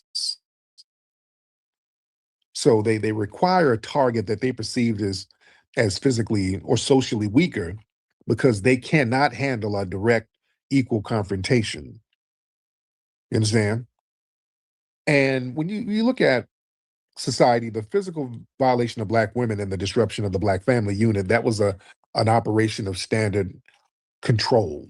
So what we're seeing today is a continuation of that legacy. These aggressors, they feel like they possess a historic unspoken right to police, correct, and assault Black bodies without facing physical resistance. There was another video I saw, I think this was in Florida too, some Black kids, some teens trying to pass out flyers in a neighborhood for some kind of business they had.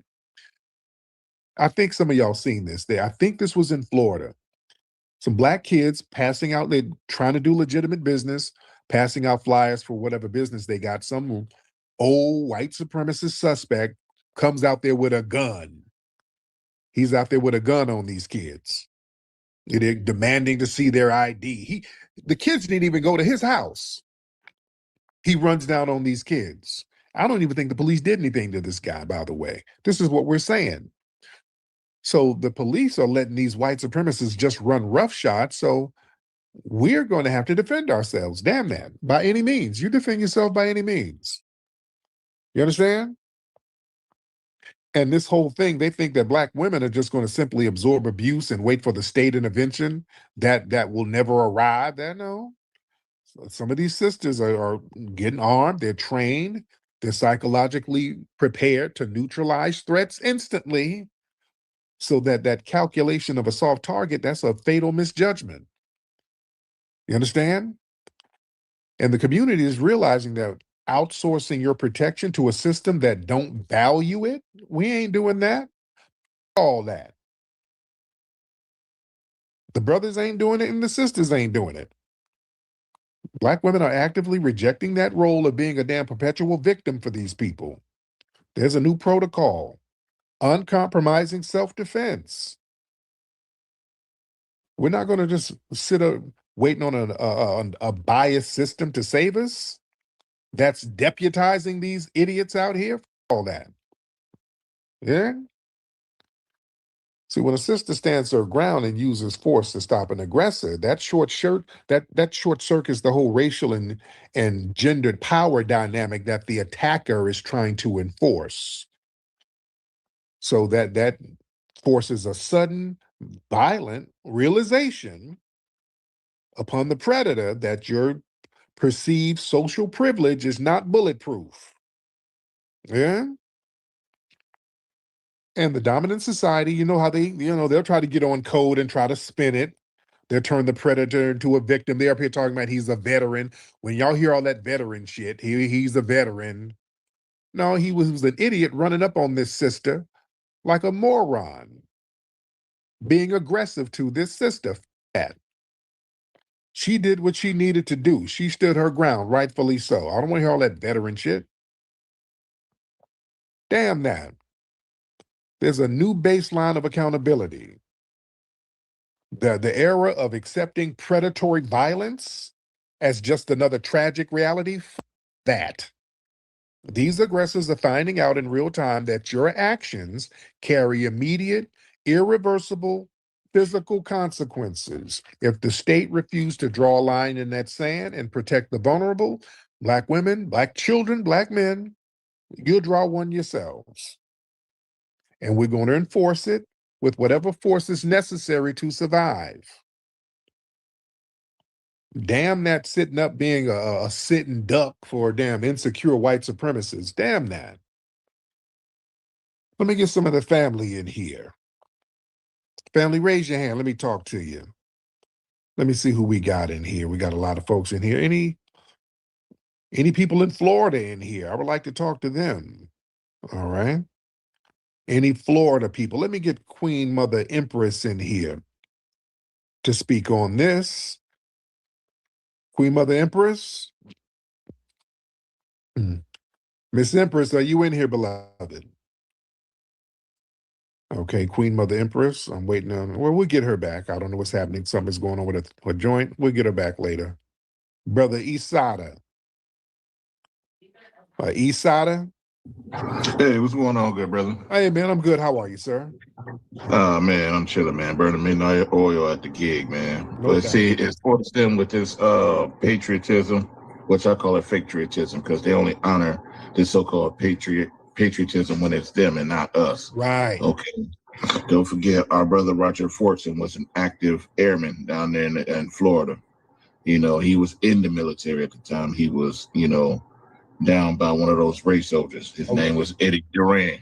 Let's not forget that. Oh, yeah. And they just keep trying to shortchange us. And like the brother that was in the wheelchair, remember, he got popped by, a suspected white supremacist, why he needs a veteran too. Oh, yeah. Oh, yeah. We're not gonna let that slide. We're not gonna let them pick and choose to play favorites on who's serving. Oh, yeah. Remember what the double V campaign stand for, and I'll land there. Yeah, my man. Thank you so much, brother. Let's get Scotty. Yo, Scotty. What's going on with you? How you doing, Scotty? How you doing? All right, man. Pushing these 18 wheels like usual at night, man. I appreciate the broadcast. I appreciate what the dude said. He's right. They are patriotism. We are the biggest number one patriots of this entire land. We fought, we stayed, we pushed, we fight, no matter what. We don't get the turncoat like they do. Oh yeah. And I noticed actually yesterday, I just got hip to this situation with the with the lady and the suspected white supremacist guy who has clearly had anger issues. Yeah. Now, why is it that Shud the Builder, and let's not forget to this very second, he still does not have a hate crime charge on him. Let's put that out there.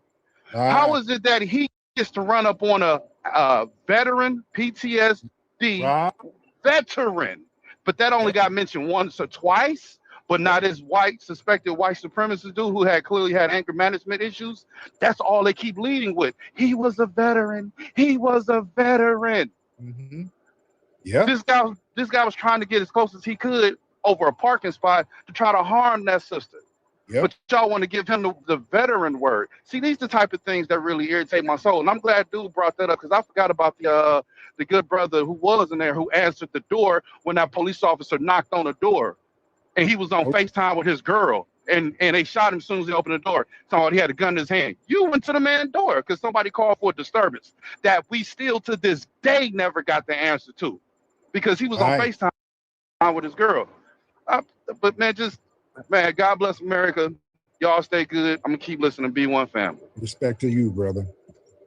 Right? King of the South. Hey, what's up? Can you hear me, man? I can hear you, brother. How are you? How you doing, brother Tariq? First off, happy belated birthday, man. Thank you so much. I appreciate that. No problem. Simple question, man. I don't want to try to derail the conversation. I guess it's kind of on topic. But anyway, so when you have all these tethers, these racists and these white supremacists come up here, and they always say this old dumb, out-of-dated 90s racist-ass stereotype, and then you come back with some actual facts and shut they stupid asses down. Now, you do tell the truth about that. But my thing is, where do we meet on the middle ground? And when I say where do we meet on the middle ground, because we know like the white people and white supremacists, when they deal with statistics, they like to 70% us to death. They like to lie on us all the time. But sometimes they do report the truth, but they just don't promote it. So what would be the middle ground to use it against white supremacy? Yeah, good question. White supremacists and their tethers, because tethers are wannabe white supremacists, they're pathological liars. All right? We can shut them down very easily. We like last night, these white supremacists talking all that welfare shit, and I'm hitting them with the real welfare stats. They're here talking about some welfare is reparations. Dude, white people get more welfare than anybody. The welfare capital is Owsley County, Kentucky, where 95% of the people on welfare and the place is 99% white. They are the kings, and welfare was designed for them. All right, we couldn't even get welfare in the early days of welfare because they excluded us from that. Welfare and Social Security, by the way. So we just hit them with that, and they'll just go to the next I'm white and I say so narrative, but all you got to do is hit them with this. Okay, well, what you going to do about it? What should be done about it? If we got all this going on and we so damn violent, then what should be done about it? Now, let's get to the doing, and that usually shuts them down because the name of the game is for them to just be perpetually antagonistic. You understand? And just project a bunch of stuff on us so they can feel better. Again, they always have to talk about us because we're the soul of this nation, ladies and gentlemen. I want y'all to understand something. We as Foundational Black Americans, we are literally the soul and center of this country. Do y'all understand that? I really want y'all to feel that. All right? Let's get all stare in here. Hey, what's going on, Flex? First of all, I hope you're having a really safe birthday and everything. Yes, I am. You know, that's good. It's good that you stopped by in Tulsa, Oklahoma. Also, too, shout out to Professor Black Truth and everybody on the Black media and everything for reporting this story, because what happened was they didn't show the whole thing. What happened was that the individual blocked a lady in front of her car, came out of there, started cursing her out and everything else. And that's when she had to pull out a gun and everything and asked the gentleman to stay back and everything else. Yeah. And he followed her almost the entire parking lot and everything else. She had to use force and everything else. She stayed there the entire day. She was on the phone talking to the police and everything else. So she shouldn't be charged for this crime and everything. One other thing too, before I land my plane, RIP to our sister Khadijah Farrakhan. I'm glad somebody from the I forgot this black congressman from Illinois, but I'm glad he acknowledged her and everything else. So yeah, RIP for our sister Khadijah Farrakhan. Yes, indeed. Respect to the Farrakhan family. I was just in when I was in Tulsa, it was a brother, an NOI brother who I saw at the airport. We were chopping it up, and he was on his way to Chicago to the funeral. I think the funeral is tomorrow. So condolences to Mother Farrakhan and the family. Yeah, people were complaining about the BET Awards. They sat up there and gave a shout out to Clive Davis, but they didn't shout out Farrakhan's wife at the BET Awards. That was kind of janky, but that is what it is. Don Philly, unmute your mic.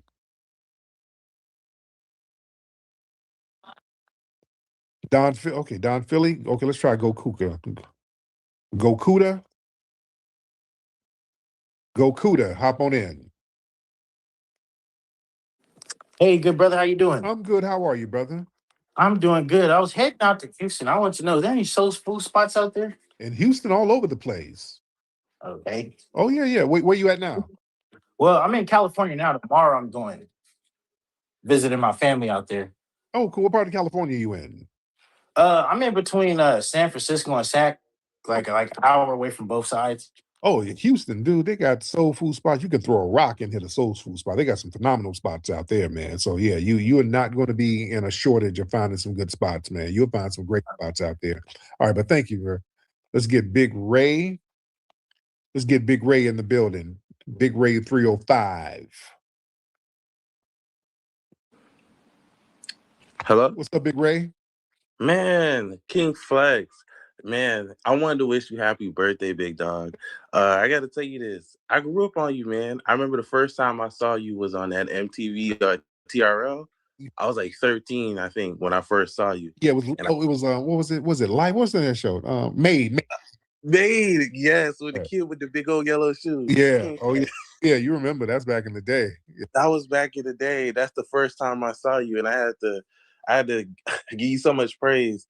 I want to let you know my family is from the Bahamas. Okay. But thanks to you, I learned so much life lessons through you with the Mac Lessons radio show. Oh yeah.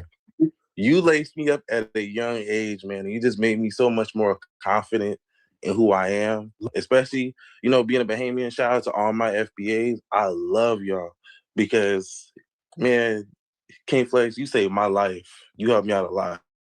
A lot of stuff that you talk about, and I'm in corporate America. I work at a tech company. I see the mental games, and because of you, I've been laced up, and I stay on point. Yeah.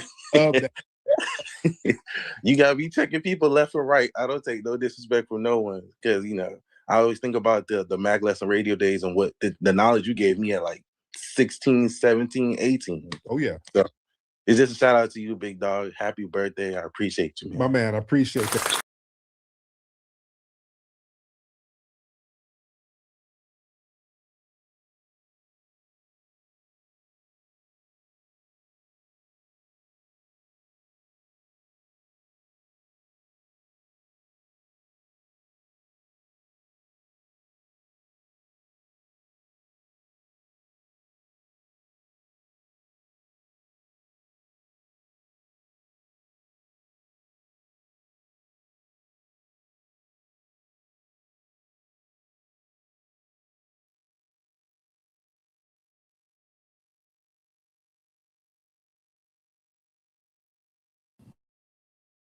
They wanted us to bury this baby and you not know what happened. So now you see, this is what we call in the legal field expert testimony. The San Antonio Police and the Mississippi Bureau of Investigation can say all what they want to say. You've heard from Ms. Wiley what happened. This is scientific evidence of what really happened. A side shot through this young, precious baby was a shot that was meant to kill, and it was unjustified. There was a witness who told a family member that the car was going away from the officers when they shot. And so you see here to the right side. They were parallel to this office. The kill shot came from the side, not the front. Yep. Now we know how this young, precious child died. The next thing for all the authorities to do is to release the video. Amen. There's no point in covering it up now. They tried to, but thanks to Attorney Crump, thanks to you all, thanks to these wonderful community activists, they couldn't do it. They wanted us to bury this baby and you not know what happened. We got to find out as much about this officer who shot this gun than they are letting on. We got to know his background, as Attorney Turner articulated. He shot a baby. That's right. Yes, sir. If you shot a baby, I bet you they want to know everything about you. You're right about that. They want to know everything about you. Where you went to school, who you knew in school, what size shoe you wear. Anything they could dig up about you, they'd be finding out right now. But since it's an officer, we don't get to know anything. And we got people that are defending that. What's an autopsy going to show? I mean, again, these nice words on a tweet, and I guess it makes it sound official. Hey, we're calling for an autopsy. There doesn't seem to be much disagreement. The child was shot. What's the autopsy going to show? According to the police, now I guess maybe you're looking for clue. Was a child being held and used as a shield? What? They just want their side to be right. Brother, you always stand up for the police. Well, what I'm saying is that all of this stuff happens because of the actions of these dumb Negroes. The kid had no chance at life because his parents are stupid. And the black folks who support this are equally stupid because y'all won't take accountability for nothing. Jason Whitlock, Officer Tatum, are masters of the Cooniverse. We talking high-grade titanium, spacecraft level Sambos, built to last. They'll last the next ice age. No information whatsoever that goes against their narratives to set out the black community will penetrate the Teflon barrier of their Sambo skulls. But look, the autopsy's been released, and it's showing information that's contrary to the officer's statement. I'm sure they're going to come up with something else now at this point. They have to, because the dancing has to continue. The defending has to continue, even if it's a 1-year-old's life that was lost. They got to defend it because their fan base demands that they do. I had to get that out of my chest. Boy, I'm sick of these black people, man. I'm sick of some of y'all ignorant fools, man. And white people can't say this, but I know they feel it too. I'm sick of y'all. Y'all tripping. Y'all make us all look bad, man. I want to go to the mall later. And I know these white people looking at me like, is he one of them? I almost want to make a shirt. I'm not one of them. I'm not one of them. I'm educated. I mean, it's like, if you're fans of these guys, why aren't you asking the very basic question? Why aren't Jason and Brandon pushing for the autopsy footage to be released? Or pushing for the surveillance footage to be released? Wouldn't they want to see it so they can just say, hey, we won, see, we were right? Why is it that neither one of them are asking for transparency from the San Antonio police or Walmart? Why are they defending the corporation? Corporation got cameras. If you were caught stealing in a store, they quickly show you the footage. Wouldn't an officer know that? I wonder if Officer Tatum was actually a police officer, or is he talking about another time in history when he was a slave patrol officer? You know, because maybe that's what I don't believe he was an actual cop. I think that Brandon Tatum was a slave catcher.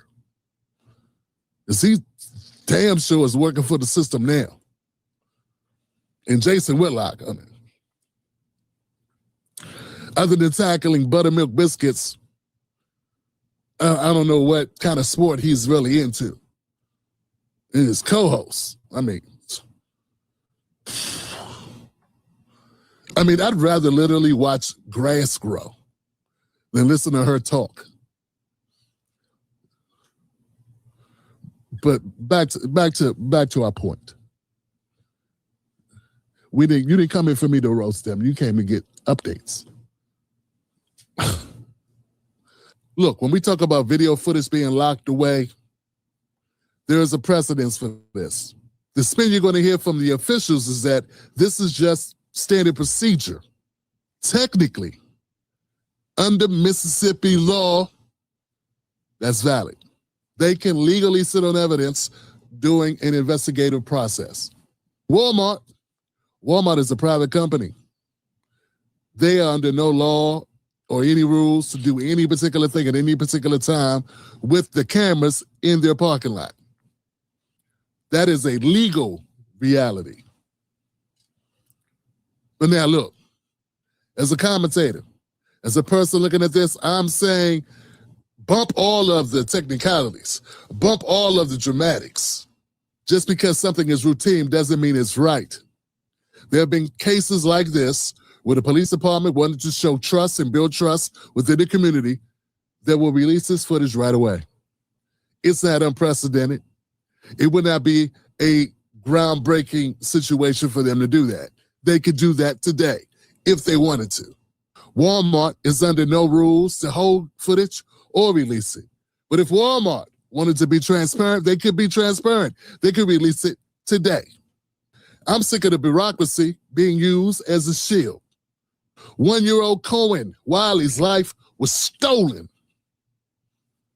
That should be the thing we're focused on here.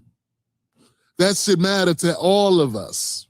And we would want to know the truth if it was our child, if it was my grandchild or your child or a neighbor's friend, a student that you taught. You'd want to know what happened. They got the footage that shows you everything.